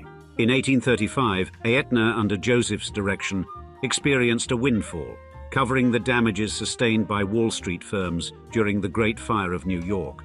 The decisive moment arrived when Joseph purchased the stakes of hesitant Aetna investors, promptly dispersing insurance payouts to the beleaguered banks. This swift action cemented Aetna's reputation on Wall Street and catapulted its premiums in subsequent years. Therefore, Joseph's commercial triumphs represent a pivotal moment in Morgan history. He was the first family member to be intricately involved with a corporate titan that continues to exert considerable influence today. To put this into a bird's-eye view perspective, the Morgans have thus been business pioneers longer than the United States has even been a country. Now, paving the way for future generations, Joseph would sire a son, Junius Spencer Morgan, destined to become another influential family figure on the global financial stage. Born in Holyoke, Massachusetts in 1813 to Joseph and Sarah Morgan, as was common for entrepreneurial young men of the time, Junius skipped the hallowed halls of university.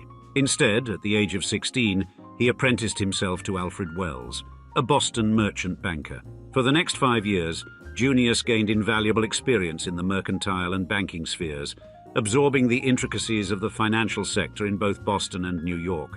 You see, Junius was initially drawn to the sphere of business out of a keen sense for opportunity and an innate knack for numbers, more than a little influenced by the American ethos that equated financial success with virtue.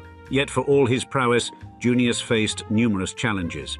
His ventures, notably in the formation of J.S. Morgan and Company, were examined through the lens of ethical inquiry.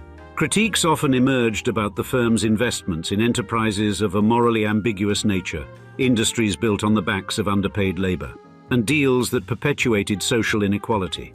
Though Junius's financial mastery was beyond reproach, it existed in a delicate interplay with ethical questions that resisted facile resolutions. In 1854, he subsequently embarked on a transformative chapter, uprooting himself to London, a calculated move underpinned by a melange of ambition and practicality. At that time, London was the pulsating heart of global finance and trade, providing Junius a grander stage to magnify his undertakings. In this teeming metropolis, he confronted an intricate tapestry of challenges. For example, America's burgeoning economic protectionism at the time often clashed with Britain's entrenched advocacy for free trade. On the flip side, Britain kept a vigilant eye on the fledgling United States, concerned that its global supremacy could be threatened by American ascendancy. Junius became the dynamic head of the firm in 1859, while Peabody remained the symbolic senior partner. He then inserted himself into London's high society, hosting opulent gatherings at his residences near Hyde Park and in Roehampton. And although Junius's Peabody and Company had considerable involvement in the transatlantic cotton trade, their core business lay in relationships with Eastern U.S. banks and railroad companies. This strategic alignment allowed them to remain somewhat insulated from the direct implications of American slavery, a contentious issue that gripped many London-based banks at the time. Therefore, during the tumultuous years of the American Civil War, Junius aligned his interests with the Union. The firm capitalized on this allegiance, trading Union war bonds to astonishing profits. Thus, nestled amidst these geopolitical tectonics and economic dissonances, Junius evolved into an invaluable liaison between American magnates and their European counterparts. He found himself enmeshed in the complex interplay of British-American trade negotiations and international diplomacy. But as Junius and his associates deftly navigated the intricacies of international finance through J.S. Morgan and Company, they could scarcely have foreseen that the legacy they were building would not merely endure, but would be monumentally amplified by the next generation, through his son. Born in 1837, John Pierpont Morgan's path to financial eminence appeared practically preordained. Under the rigorous guidance of his aforementioned father, Junius Spencer Morgan. His upbringing was a fusion of privilege, deliberate strategizing, and a unique set of hardships. You see, Junius was unrelenting in his expectations, pushing his son to excel in every aspect of life. This demanding upbringing had its own difficulties, as John Pierpont was burdened not only by his father's monumental pressures to succeed, but also by a recurrent skin ailment, rosacea, which would accompany J.P. Morgan throughout his life. Furthermore, this facial condition not only scarred him physically, but also influenced how he presented himself to the world. Because of his skin issues, Morgan was selective about how he was photographed, often favoring profiles that lessened the visual impact of his facial challenges. Yet what many perceived as a facial anomaly became, in some ways, an asset in a ruthless business world. His imposing countenance, partly a result of his skin condition, became legendary for intimidating competitors and associates alike. It was as if his visage mirrored the formidable, unyielding nature of his character. Now, to mold his son into a refined, cosmopolitan individual, Junius sent young Morgan to a medley of educational institutions. From the Episcopal Academy in Connecticut to the University of Göttingen in Germany, Morgan's educational journey was as broad as it was elite. This eclectic upbringing served as the cornerstone for a life destined to leave an unforgettable mark on the American business landscape, framing not only his capabilities in finance, but also his nuanced understanding of art, languages, and the complexities of human life. However, J.P. Morgan's early career wasn't without controversy, particularly during the Civil War years. Viewing the war itself not as a calamity, but as a lucrative venture, Morgan dabbled in the morally murky waters of war profiteering. One episode that particularly stands out as emblematic of Morgan's contentious actions is the infamous Hall Carbine affair. In this venture, Morgan financed the acquisition of 5,000 surplus rifles, each costing a mere $3.50. These firearms were subsequently sold to Union forces at a hefty profit, illustrating his willingness to capitalize on the nation's fractured state. Such maneuvers would cast a long shadow over his illustrious career, sculpting the narrative that painted him as a cold-hearted capitalist ready to profit from a nation torn asunder. Additionally, another noteworthy episode during the war occurred when J.P. Morgan's father received the crucial news of the fall of Vicksburg, before it was common knowledge in London's financial circles. Utilizing telegraph communications with his son John Pierpont in New York, Junius Spencer was alerted to this pivotal event in the American Civil War ahead of his competitors. Armed with this advance intelligence, the Morgans astutely seized the opportunity to buy up Union war bonds before their prices soared with the newfound optimism for the Union cause. This prescient move not only swelled their coffers, but also showcased the Morgan family's uncanny knack for exploiting real-time information, further consolidating their commanding presence in the intricate theater of finance. Such episodes, marred by ethical dilemmas yet undeniably shaping his path, contributed to the complex legacy that the early Morgans would leave behind. They reveal a group not just of immense influence and financial acumen, but also ones who tread the blurry line between opportunism and the darker facets of capitalism. Now, in 1871, J.P. Morgan's career took a monumental turn with the formation of Drexel, Morgan & Company, a venture with Philadelphia financier Anthony Joseph Drexel. Operating as an agent for European investments in the United States, the company played a pivotal role in reshaping the American economy, which until then had a robust market mainly for railroads and canals. To be clear, Drexel, Morgan & Company wasn't just successful, it was transformative, and it revitalized the American securities market and expanded the national capital market.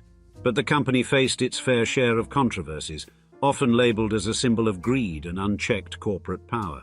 However, at the dawn of the 20th century, John Pierpont Morgan found himself on the cusp of orchestrating what would become his financial masterstroke. Driven by an unquenchable thirst for consolidation and a vision of a streamlined, globally competitive American steel industry, Morgan aimed to achieve what no one before him had dared: the formation of the world's first billion-dollar corporation. The audacious venture took form as U.S. Steel, a behemoth birthed from the amalgamation of Federal Steel Company and Andrew Carnegie's Steel Leviathan. Morgan's strategic calculations were astute. By creating U.S. Steel, he sought to capture untapped economies of scale, thereby bolstering the competitiveness of American steel on the global stage. Indeed, the maneuvers he employed to pull this off were as complex as they were daring. Through skillful negotiations, a knack for understanding corporate value, and an unparalleled network of contacts, Morgan managed to convince key stakeholders that consolidation was the path to future profit and national prominence. Yet this monumental accomplishment did not escape scrutiny. Critics were quick to denounce US Steel as a monopoly, a dominating force that not only sought to control steel production, but also aspired to wield undue influence over affiliated industries. Such aggressive labor policies and a voracious appetite for control fanned the flames of public debate. The controversy that enveloped US Steel would echo in the chambers of policymakers, playing a significant role in shaping antitrust laws and labor rights for years to follow. Indeed, even as his titanic achievement with US Steel stirred turbulent waters of public discourse and legislative apprehension, J.P. Morgan managed to sail relatively unscathed. His cultivated social prominence and intricate web of influential connections, interwoven with a nuanced understanding of legal boundaries, afforded him a buffer from the severest of societal and legal reprisals. However, after the monumental creation of US Steel, Morgan would not rest on his laurels. He subsequently continued to be a dominant force in American finance, playing critical roles in stabilizing the US economy during periods of financial panic.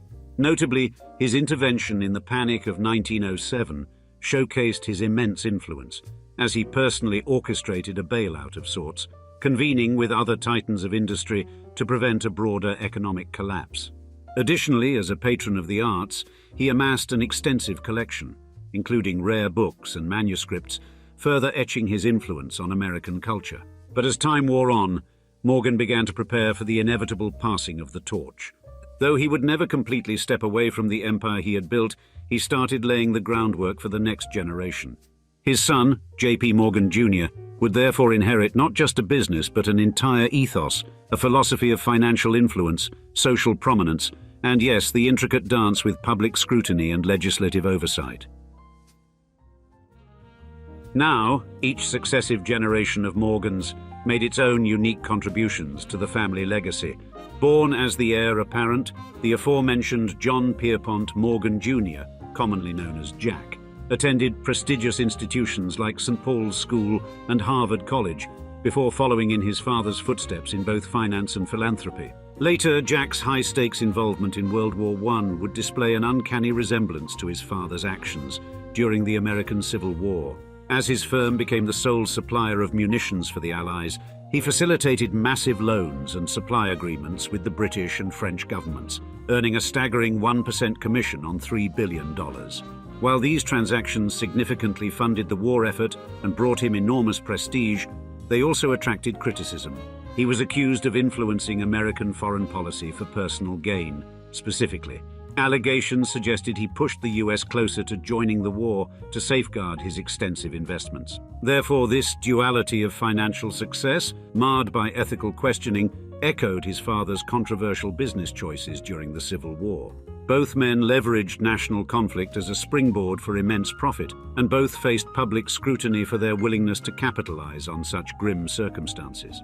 Furthermore, the Morgans were seminal in the founding of America's central bank, the Federal Reserve System, in 1913. After the aforementioned Panic of 1907 revealed the fragility of the US financial system, J.P. Morgan Sr. played a key role in conceptualizing a centralized banking structure. The family's influence therefore pervaded the Federal Reserve's architecture, triggering debate over the extent to which private banking interests had molded public policy. Soon thereafter, the Great Depression wreaked havoc on John Pierpont Morgan Jr.'s financial empire, causing his assets to sharply decline from a staggering $704 million to a lesser $425 million. Adding fuel to the fire was the Senate's Pecora hearings in 1932, which served as a catalyst for public animosity against Wall Street titans, with Morgan Jr. becoming a symbol of a flawed and failing financial system. These hearings thereby crystallized the public's image of Morgan Jr. as someone who opportunistically profited during periods of economic hardship, further intensifying the scrutiny his family had long been under. Additionally, amidst this turbulent backdrop, Morgan Stanley was founded in 1935, conceived as a direct response to the Glass-Steagall Act, which mandated the separation of commercial and investment banking activities, The company was meant to carry on the Morgan family's investment banking operations. Specifically, Henry Sturgis Morgan, a grandson of J.P. Morgan, was among its co-founders. The inception of Morgan Stanley thus served a dual purpose. It not only complied with new federal regulations, but also provided a pathway for the Morgan legacy to adapt and persist in a drastically altered financial landscape. Therefore, the Morgan legacy wouldn't end with Junior, it would continue with his grandchildren, J.P. Morgan III and Henry Sturgis Morgan. United in their business acumen, they additionally fused two banking powerhouses, Morgan Guaranty Trust Company of New York and J.P. Morgan and Company, to birth Morgan Guaranty Trust, which swiftly ascended the ranks to become a dominant global financial institution. This institution found itself in a complex geopolitical web during the Cold War era. As Morgan Guaranty Trust was intricately tied to significant corporations, both within the United States and globally, it couldn't escape scrutiny. Questions over the bank's vast influence and the ethical considerations surrounding its global footprint became subjects of intense discussion. Rolling into the 1980s, the Morgan lineage widened its financial focus by venturing into diverse investment channels. Alongside, they amplified their charitable work through ventures like the Morgan Family Fund and the Morgan Library and Museum. These altruistic efforts could not fully silence lingering questions about the source of their colossal wealth, a scrutiny intensified by the family's by then 100-year involvement in wartime profiteering and strategic corporate maneuvering. Now, the turn of the millennium saw another milestone when J.P. Morgan and Company united with Chase Manhattan Corporation. This merger created a financial juggernaut, raising eyebrows around antitrust issues. Nevertheless, such concerns were eventually sidelined, allowing this new entity to consolidate its formidable status in global banking. As of the last few years, the Morgan family remains firmly rooted in the echelons of old money, albeit in a somewhat unexpected manner, and not always in a quiet wealth kind of fashion. One example includes John Adams Morgan, who tied the knot with fashion designer and reality TV star Sonia Morgan in 1998. They have a daughter, Quincy Adams Morgan, who has mostly been kept away from the public eye. However, pictures of her are easily found on social media. Quincy recently graduated summa cum laude from the University of Pennsylvania in 2023, before moving to Los Angeles to ostensibly find a new path. Simultaneously, keeping to the old money principle of intermarriage between noble families, there is actually an entire segment of the Morgan dynasty who are members of the British aristocracy. You see, Mary Lyman Morgan Burns, a sister of J.P. Morgan, had a daughter, Mary Ethel, who married into the illustrious Harcourt family by becoming Viscountess Harcourt in 1899. Indeed, the name Harcourt has been a fixture in British history, going as far back as the 1100s. Over the centuries, the Harcourt family has amassed considerable influence in various sectors, most notably in politics and diplomacy. Further cementing the Morgans' foray into British aristocracy, Cynthia Mary Burns, related to the family through Walter Spencer Morgan Burns, married Sir John Gawen Carew Pole, 12th Baronet, in 1928. The Pole baronetcy is additionally one of the oldest in England, with a lineage dating back to the early 1600s, with roots in both politics and military service. Therefore, the story of the Morgans is a fascinating odyssey, from humble maritime merchants to powerful financiers who shaped epochs, with tentacles reaching into the creation of America's financial infrastructure, intricate engagements in global conflicts, and connections to British aristocracy. Their influence is as complex as it is vast. And, as if to put a cherry on top, they've also become household names in the nation's most essential financial institutions. Thus, in many ways, the Morgans encapsulate the multifaceted dimensions of American financial and political history, embodying both the benefits and complications that come with immense power and wealth. In the ever-evolving panorama of America's powerful dynasties, few families have sculpted the societal, political, and economic landscapes with such unrelenting vigor and artistry as the Roosevelts. Originating from 17th century Dutch immigrant roots in what would become New York City, the name Roosevelt quickly rose to encapsulate a kind of American royalty, whether brandishing their clout at the presidential podium or orchestrating financial miracles from ornate boardrooms. Indeed, the history of the Roosevelt family isn't merely a genealogical record, It's an exhilarating chronicle of American power and influence, spanning from the present day back to before the United States was even a country. Join us in today's episode of Old Money Luxury as we bring you through the entire journey and describe how the Roosevelts went from old money to presidents. Our story begins in the year 1650, more than 100 years before the founding of the United States, when America's first Roosevelt ancestor, the Dutch-born Claus Martensen van Roosevelt, landed in the teeming harbors of New Amsterdam, a city that would grow into the metropolis we now know as New York City. In 1652, lured by the siren call of untapped prospects, Claus procured a considerable swathe of prime land in a fertile expanse in what is presently known as Midtown Manhattan from one Lambert van Valkenburg. Interestingly, this clairvoyant acquisition encompassed terrain that was destined to host monumental landmarks such as the Empire State Building, the legendary Madison Avenue of Mad Men fame, and the J.P. Morgan Library. Specifically, the area stretched from present-day Lexington Avenue and Fifth Avenue to roughly 29th Street, over to 35th Street. In terms of contemporary measurements, this area comprised an excess of 50 acres of prime real estate, with Claus's son, Nicholas, leveraging the land ownership to ascend to the prominent position of the city's first alderman, thus pioneering the family name's inextricable connection with political power and financial influence. Now, Nicholas's children, Johannes and Jacobus, perpetuated their father's esteemed legacy, establishing two distinguished Roosevelt lineages, those hailing from the environs of Oyster Bay and Hyde Park. To put this into perspective, both Oyster Bay and Hyde Park were settings that helped inspire the neighborhoods dramatized in F. Scott Fitzgerald's The Great Gatsby and its subsequent films. So even back then, it would seem the Roosevelts knew a thing or two about where old money likes to reside.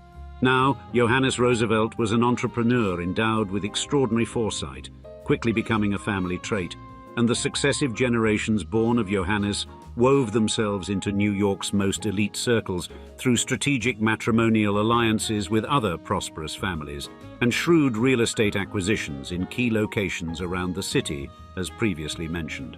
Their marital liaisons served not merely as romantic unions, but as tactical partnerships that cemented their preeminence among New York's high society, the Roosevelt name thus growing to be reverently uttered alongside the city's most formidable luminaries.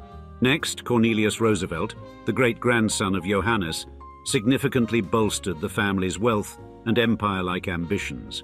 Inheriting a substantial fortune from his father, James Jacobus Roosevelt, in 1840, he quickly further enmeshed the name Roosevelt with New York City's financial elite. Initially involved in hardware imports, Cornelius wisely shifted his focus to the lucrative plate glass industry, significantly boosting his wealth. Moreover, Cornelius didn't just stop at industry. He ventured into finance as the founding director of the Chemical Bank of New York, a precursor to today's J.P. Morgan Chase & Company. In terms of raw numbers, he stood shoulder to shoulder with leading millionaires of his era, such as William B. Astor and Peter Lorillard. And by 1868, his fortune had likely soared to an estimated $25 million, equivalent to roughly $600 million today. Thus, while the name Roosevelt is now predominantly linked with political power, we can't overlook its deep entanglement with New York City's financial aristocracy. Indeed, this monumental family was a pillar in the city's transition from a modest Dutch trading post to an unparalleled epicenter of wealth and power, on both a national and global scale. Yet, as we know, wealth is but one dimension of success, and working your way into the White House during America's Gilded Age presents an entirely separate set of challenges and achievements.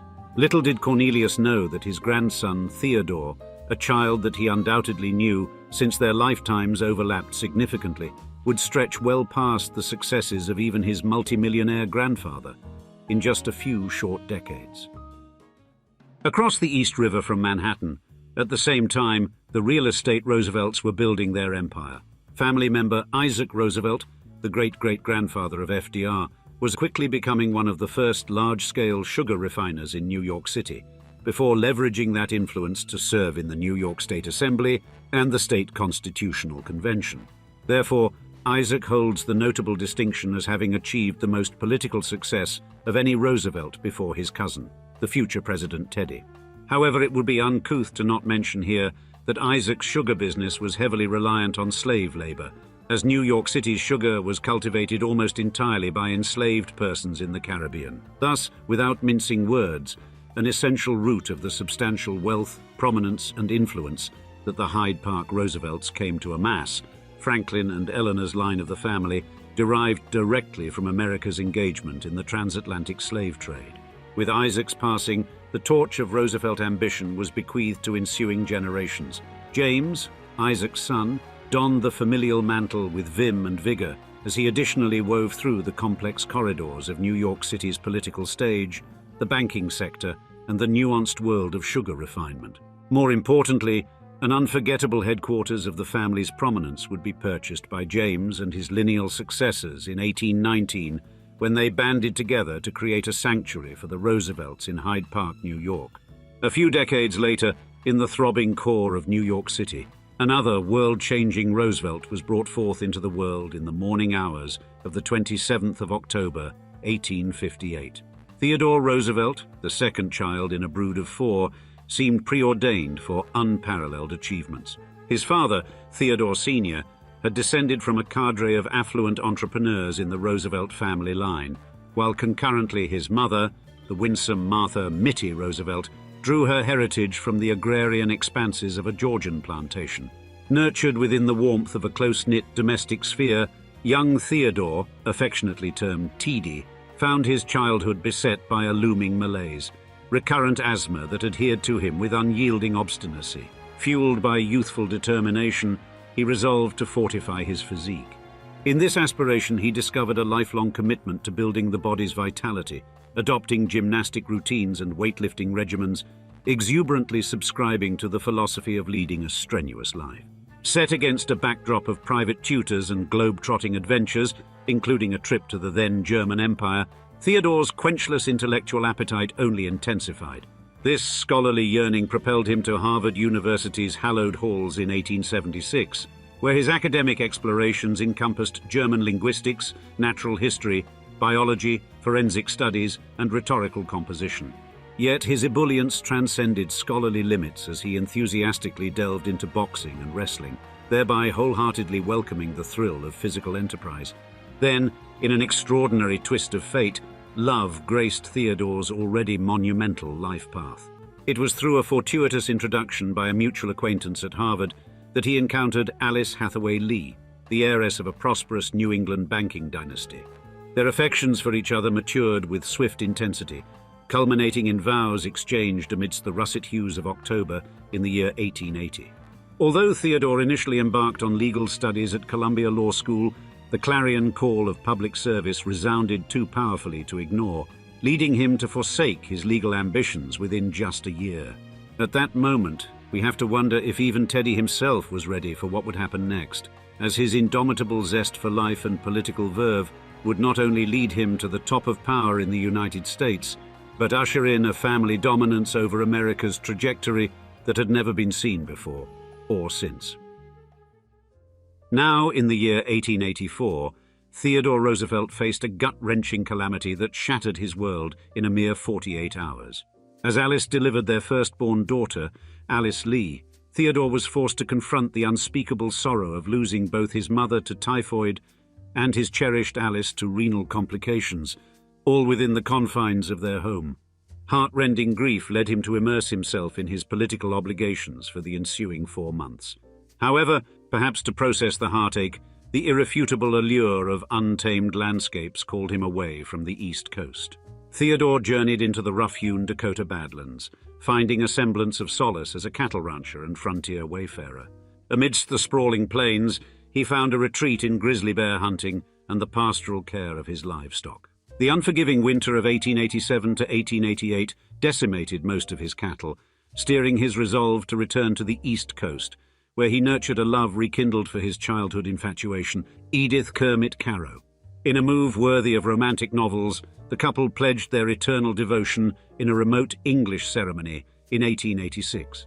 United, they constructed their domestic sanctuary in the captivating environs of Sagamore Hill in one of the aforementioned hometowns, Oyster Bay, New York. Their family expanded in subsequent years, with another Theodore, Kermit, Ethel, Archibald and Quentin joining Alice. And upon his return to New York, Teddy fervently resumed his written endeavors, which initially had gained recognition with his esteemed volume, The Naval War of 1812, published in 1882. During this prolific stretch, he authored several notable works, including The Life of Thomas Hart Benton in 1887, The Life of Gouverneur Morris in 1888, and his magnum opus, The Winning of the West, a 4-volume epic with a release schedule that spanned more than a half-decade. Furthermore, political aspirations rekindled within Theodore Roosevelt as he sought the position of New York City's mayor in 1886, albeit without attaining victory. However, his ensuing endorsement of Republican presidential candidate Benjamin Harrison in 1888 propelled him to the national stage. Harrison's triumph facilitated Theodore's appointment to the Civil Service Commission, a responsibility he honored with steadfast dedication, unwavering in his commitment, even when faced with considerable political persuasions to bend ethical norms. Adhering to his principled views on civil service laws, Roosevelt didn't waver even after securing a second appointment from Democratic President Grover Cleveland in 1893, despite the disapproval of party luminaries. Transitioning to the role of president of the New York City Police Board in 1895, he pursued reforms with an indomitable will. His endeavors included banning Sunday alcohol sales and purging corruption from the police board itself. The year 1897 marked another career milestone when President-elect William McKinley appointed Teddy Assistant Secretary of the Navy, aligning with Roosevelt's fervent belief in naval power as a cornerstone of national defense, and the explosion of the U.S. battleship Maine in Havana Harbor in 1898 propelled him into immediate action. As acting Secretary of the Navy, he swiftly mobilized the Navy and directed Commodore George Dewey to brace for combat with Spain, a critical prelude to the imminent invasion of the Philippines. As the Spanish-American War broke out, Roosevelt forsook his administrative position to lead the 1st U.S. Volunteer Cavalry, popularly known as the Rough Riders. This eclectic unit, consisting of Ivy League graduates, cowboys, sheriffs, police officers, and Native Americans, stormed San Juan Hill under Roosevelt's leadership, showcasing unmatched bravery even amidst devastating casualties.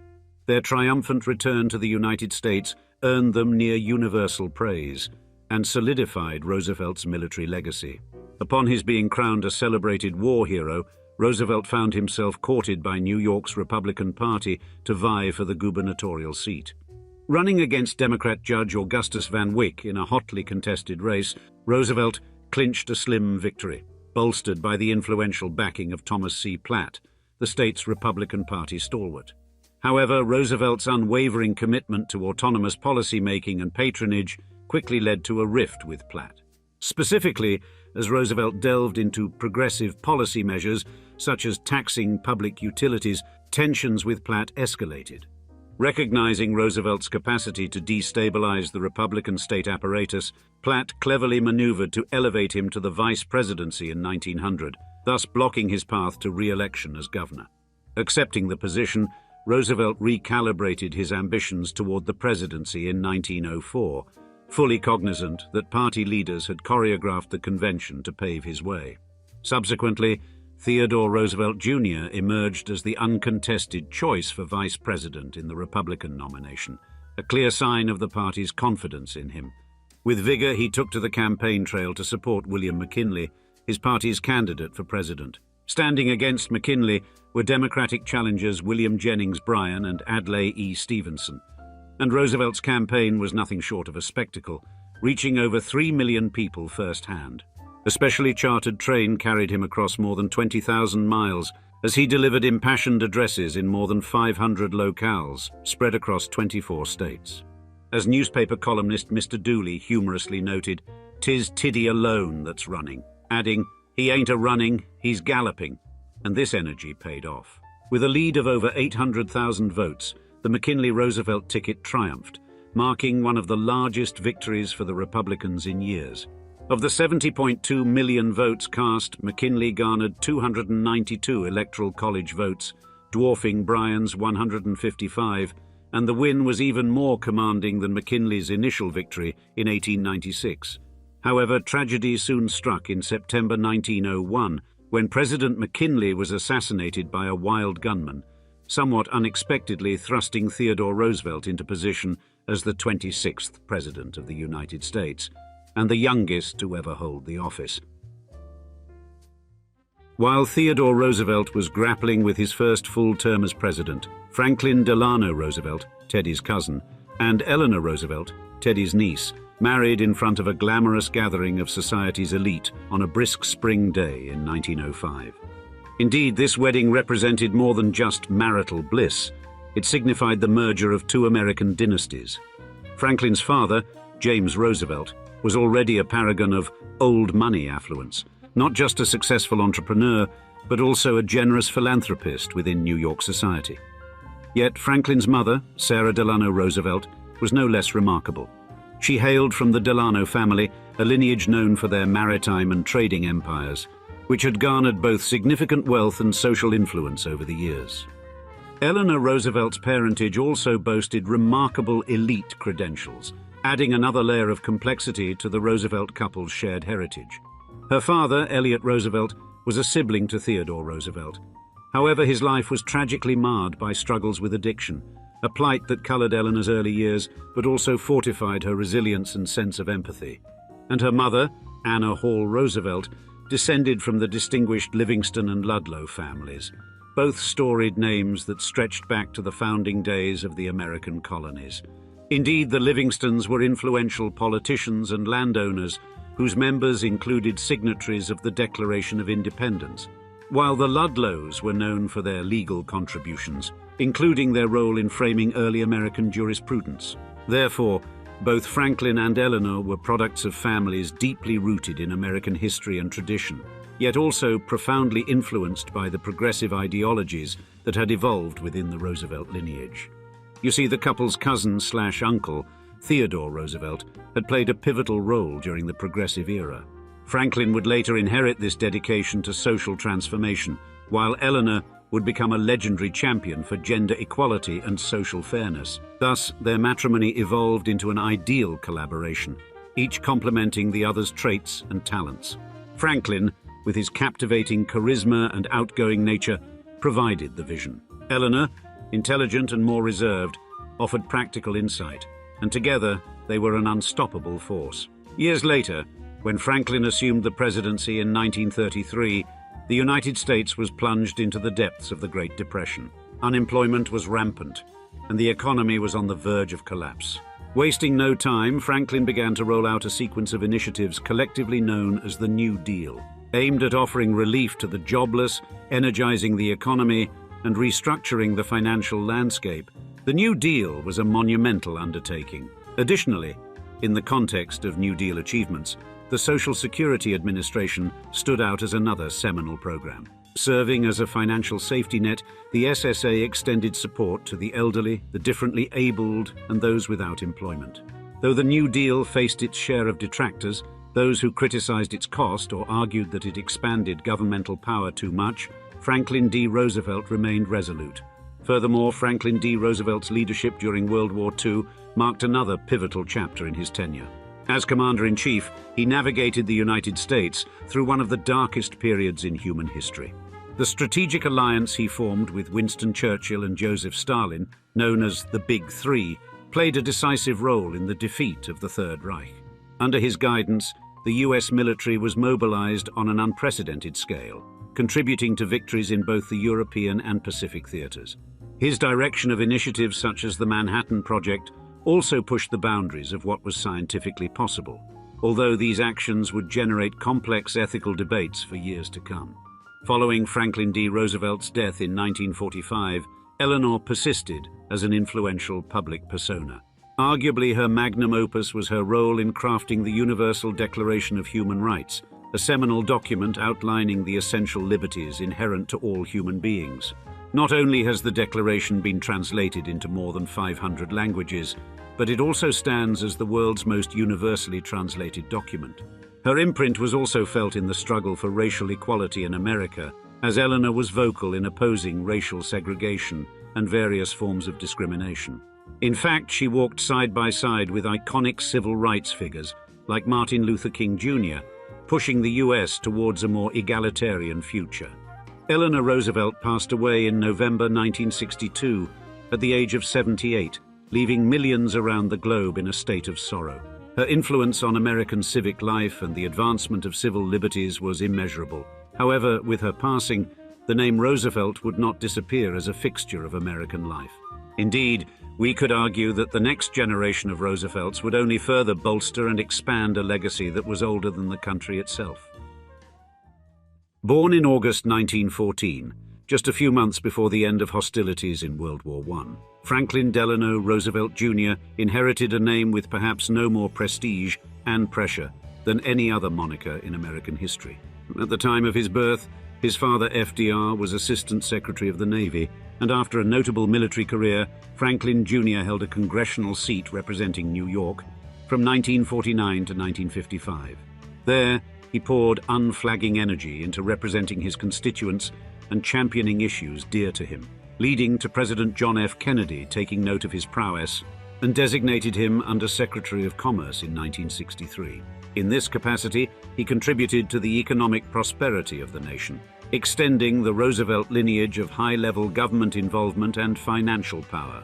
Further solidifying his family's long commitment to progressive ideals, Roosevelt Jr. served as the inaugural chairman of the Equal Employment Opportunity Commission from 1965 to 1966, an agency that became a linchpin in the struggle for civil liberties and workplace fairness. And notably, FDR Jr. himself continued the old money tradition of strategic intermarriage like his father and mother, with Jr. marrying legendary Dupont heiress and socialite Ethel Dupont in 1937. These days, the Roosevelt family is still inextricably connected to both public service and membership in the financial elite, as they have been for literally hundreds of years at this point.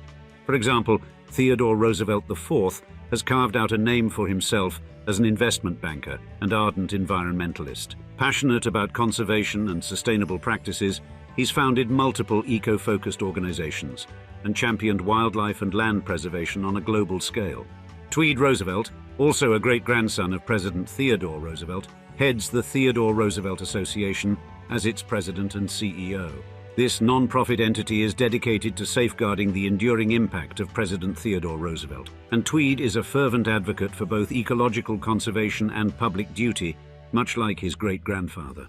As far as descendants of FDR, Mark Roosevelt made his mark in the educational realm, serving as the executive director of St. John's College in Annapolis, Maryland, from 2014 to 2018, and Kermit Roosevelt III has gained recognition as a constitutional law professor at the University of Pennsylvania.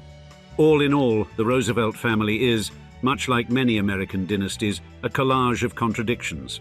On one hand, they are a bunch of ruthless, old-money business tacticians, snapping up real estate, financial clout, and political power with the hunger of wolves.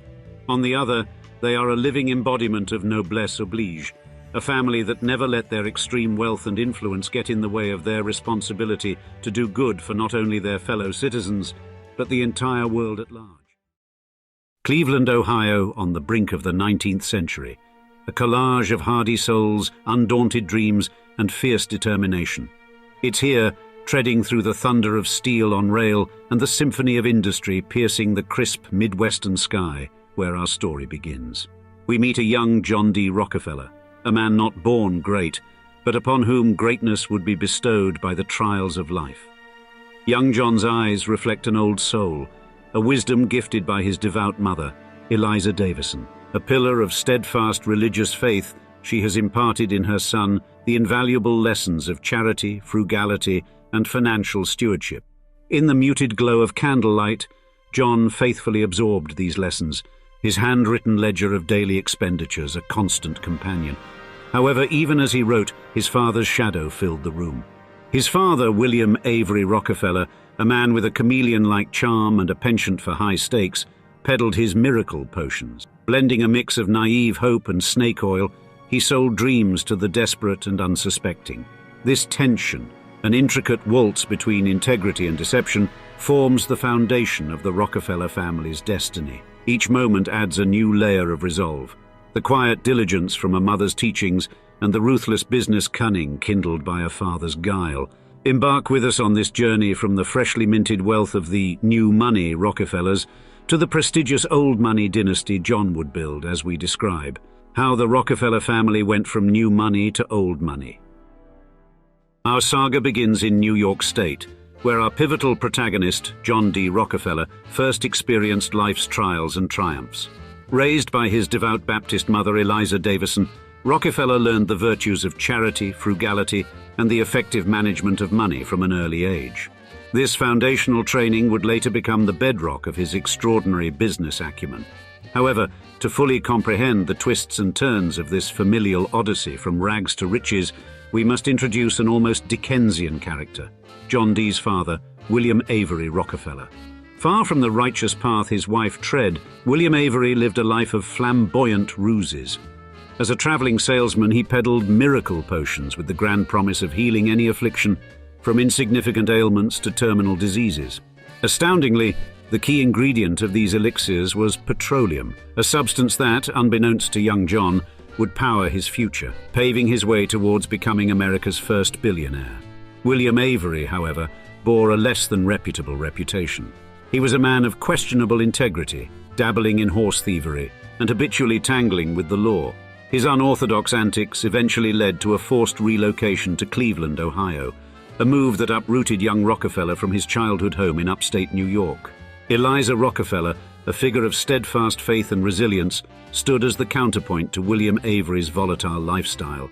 Eliza's devout religiosity played a significant role in shaping young John D. Rockefeller's worldview, infusing his business strategies with a sense of moral responsibility and ethical diligence that would remain with him throughout his life. Now, despite William Avery's dubious character, he surprisingly harbored a staunch belief in the power of education. As such, he enrolled John D. and his brother William at Cleveland's Central High School, the country's first free public high school west of the Allegheny Mountains. This experience instilled a strong sense of independence in John D., particularly during his father's frequent, lengthy absences. And remarkably, these absences were not without their silver lining. When he did indeed return, William Avery's penchant for deception extended to his own son, with John D's father himself once bragging, "I cheat my boys every chance I get. I want to make 'em sharp." This unconventional paternal approach, however, inadvertently honed Rockefeller's business instincts. His early exposure to his father's swindles molded him into a shrewd negotiator, a business hawk with an eagle eye for spotting potential pitfalls and deceptive maneuvers in the commercial arena. The motherly figure of Eliza Davison, however, was the enduring, guiding beacon in John D's life. Over the course of his life, he progressively distanced himself from his father, while his mother's influence and memory only amplified. Her teachings left an indelible mark on Rockefeller, who would go on to recall, "From the beginning, I was trained to work, to save, and to give." Upon completion of his education, Rockefeller, now seasoned with both life and business experience, found his heart's delight in his high school sweetheart, Laura Spellman, marking the close of one eventful chapter and the dawn of another in his remarkable journey. John D. Rockefeller's business journey, one marked by scrupulous financial acumen and towering ambition, began in September 1855, when at just 16 he entered the business world as an assistant bookkeeper for a small produce commission firm, Hewitt and Tuttle in Cleveland. Even then, his meticulous nature shone through, keeping detailed ledgers that accounted for every cent in his possession.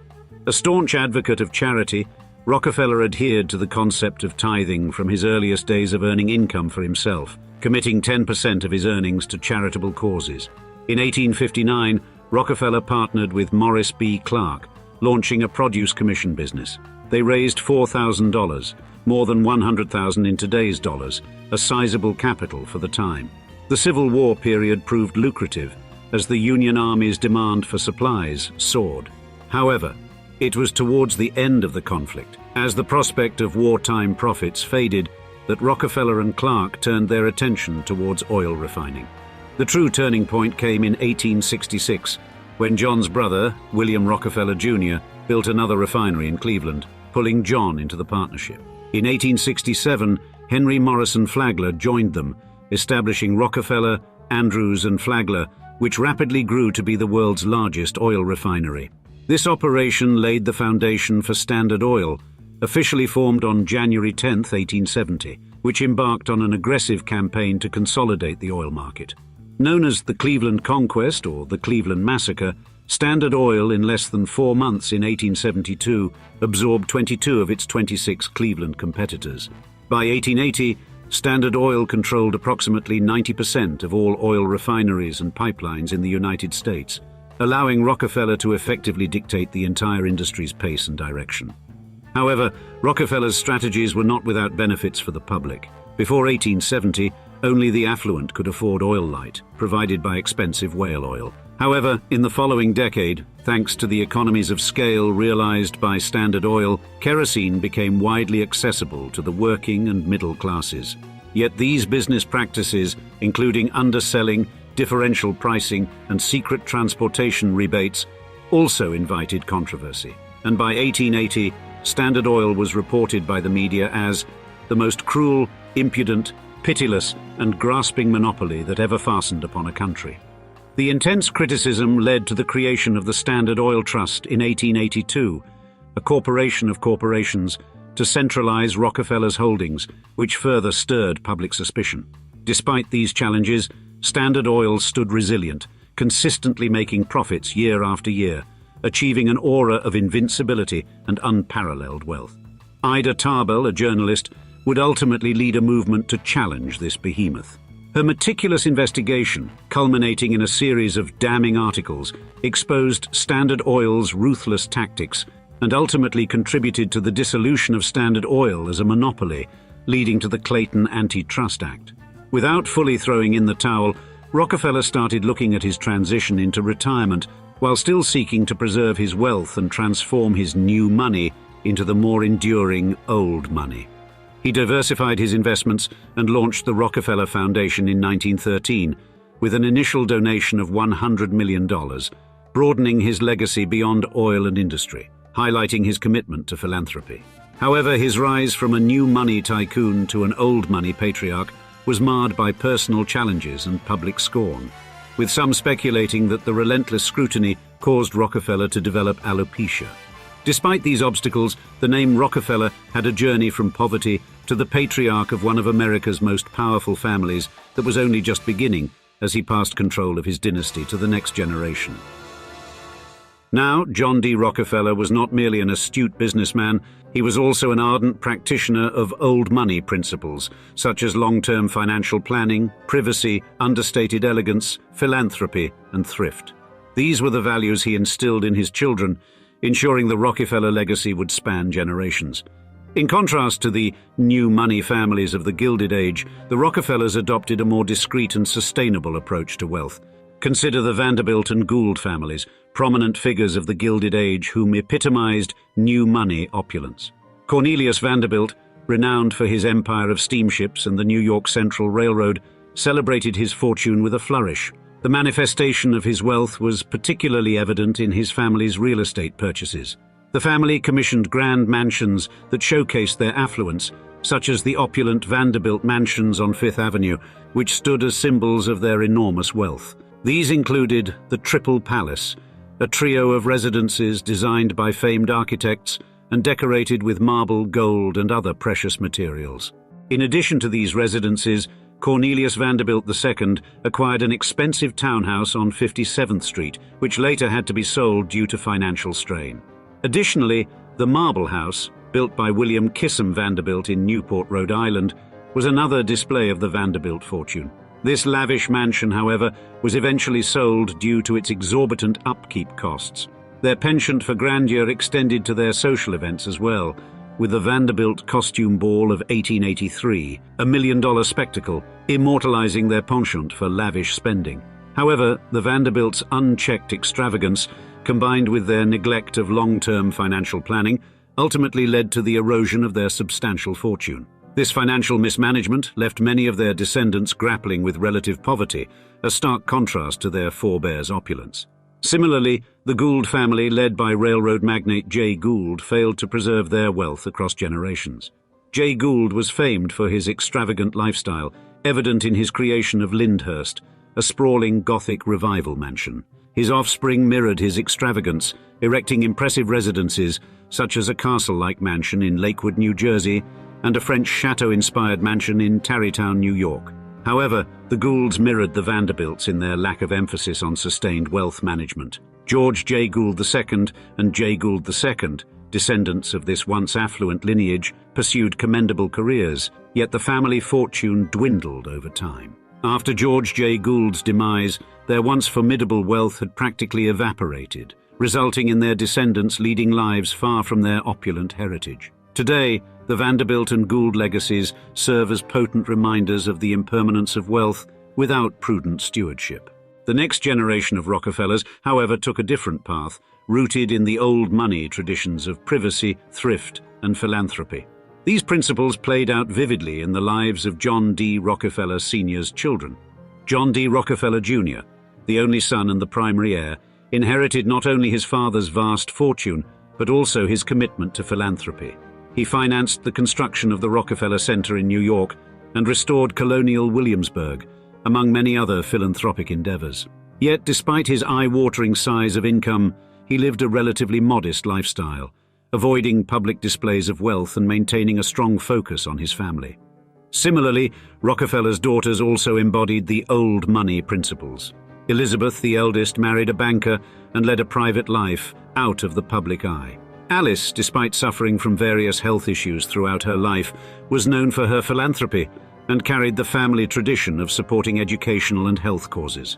Alta, the third child, married a scientist and focused her efforts on supporting scientific research. Edith, the youngest, devoted herself to music and philanthropy, continuing the family's commitment to giving back to society. However, embodying old money principles did not exempt the Rockefeller children from difficulties. John D. Rockefeller Jr., for instance, was often criticized for his ruthless business practices, just like his father. Similarly, Alice struggled with her health, suffering from various illnesses throughout her life. The public scrutiny that came with the Rockefeller name was also a constant source of stress for the family. Yet despite these challenges, the old money principles continued to guide them. The Rockefeller children, following their father's example, sought to preserve their wealth for future generations, focusing on long-term financial planning rather than short-term gain. They understood the importance of privacy, choosing to live away from the public eye. They embraced understated elegance and avoided the ostentatious displays of wealth common among new money families. The financial landscape of America's Gilded Age was indeed a volatile crucible, with fortunes being made and lost almost overnight. Within this climate, a distinction arose between new money, the freshly minted wealth of entrepreneurs and industrialists, and old money, the inherited wealth of established families that had accumulated assets over generations. The terms encapsulated more than just the age of wealth. They signified cultural differences, social acceptability, and the capacity for wealth preservation. The Rockefellers, beginning as new money, were no strangers to this volatility. However, their pragmatic approach to wealth accumulation and preservation arguably allowed them to transition into the esteemed category of old money. Key to this transformation was their ability to integrate into high society and form strategic alliances through marriage. The family made insightful choices in matrimony, aligning themselves with well-established families through advantageous marriages. John D. Rockefeller Jr., the sole son of John D. Rockefeller Sr., set the pace in 1901 when he married Abby Aldrich. Abby wasn't just any bride. She was the daughter of U.S. Senator Nelson W. Aldrich, a political powerhouse whose influence stretched from Wall Street to Washington. The Aldrich family had a strong political lineage, and this marital alliance thrust the Rockefellers into significant political circles, offering them not just social prominence, but also a chance to influence policy. Their progeny, representing the third generation of the Rockefellers, adopted this pattern of strategically beneficial marriages. In 1930, Nelson Rockefeller, later to become the Vice President of the United States, married Mary Todhunter Clark. Mary came from an esteemed Philadelphia family known for its quiet yet significant influence in the city's legal and civic affairs. These unions were not solely about the joining of two individuals, but rather about the confluence of power, influence, and long-standing family heritage. The Rockefellers also distinguished themselves through public service and philanthropy. As previously noted, Nelson held the high office of Vice President under President Gerald Ford, reinforcing the family's presence in the nation's political sphere. Simultaneously, his brother Lawrence carved out a niche as a venture capitalist and passionate conservationist, contributing to the preservation of natural habitats and environmental sustainability. Continuing the family's trajectory in public service, John D. Rockefeller IV, more commonly called Jay, Nelson's nephew and a fourth-generation Rockefeller, built a significant political career. Born in 1937, Jay served as West Virginia's Secretary of State and later as the state's governor, impressively holding office from 1977 to 1985. In 1984, he was elected to the United States Senate, serving 5 terms until he decided not to seek re-election in 2014. As a senator, Jay championed issues such as healthcare reform and internet privacy, thus maintaining the family's tradition of public service. Additionally, embedded in the core of the Rockefeller family's legacy is their remarkable philanthropy. The Rockefellers became known as patrons of education and the arts, helping to shape America's cultural landscape. They lent their considerable resources to institutions such as the University of Chicago and the Museum of Modern Art. This deep-rooted philanthropy wasn't simply about donating money, it was an essential tool for shaping their public persona, showcasing their commitment to societal advancement. Yet alongside this is their equally noteworthy ability to amass and preserve substantial wealth. This duality reflects the character of John D. Rockefeller himself, who was known to be a ruthless businessman, yet an incredibly generous philanthropist. Their philanthropic ventures were strategic. They served to not only improve public welfare, but also to bolster their societal standing, assisting in their seamless transition from new money to old money. Through these actions, the Rockefellers were not just cementing their place within societal elites, but also highlighting their dedication to the public good. Therefore, simultaneously, the Rockefellers adopted several strategies to safeguard their wealth, ensuring that it would endure across generations. One significant step in this regard was the establishment of the Rockefeller Foundation in 1913. This move was more than an act of charity. It was a calculated effort to shield their wealth from heavy estate taxes, thereby allowing it to grow and benefit society simultaneously. Over time, the Foundation's immense contributions to public health, education, and arts helped to further establish and fortify the Rockefeller name. Trusts also played a critical role in their wealth preservation strategy. John D. Rockefeller Sr. formed his first trust in 1891, transferring a significant portion of his fortune to it. This move offered both tax advantages and protection against potential heirs' mismanagement, thereby ensuring the continuity of the Rockefeller fortune. In addition, the Rockefellers innovatively used holding companies to manage their diverse business interests. These corporate structures provided a protective shield for their wealth, while also promoting growth. This use of corporate entities set a precedent for future wealthy families, showing how wealth could be protected and multiplied simultaneously. As such, the Rockefellers are a perfect example of how one family managed to become synonymous with philanthropy while maintaining an iron grip on their wealth, demonstrating a duality that has become part of their enduring legacy.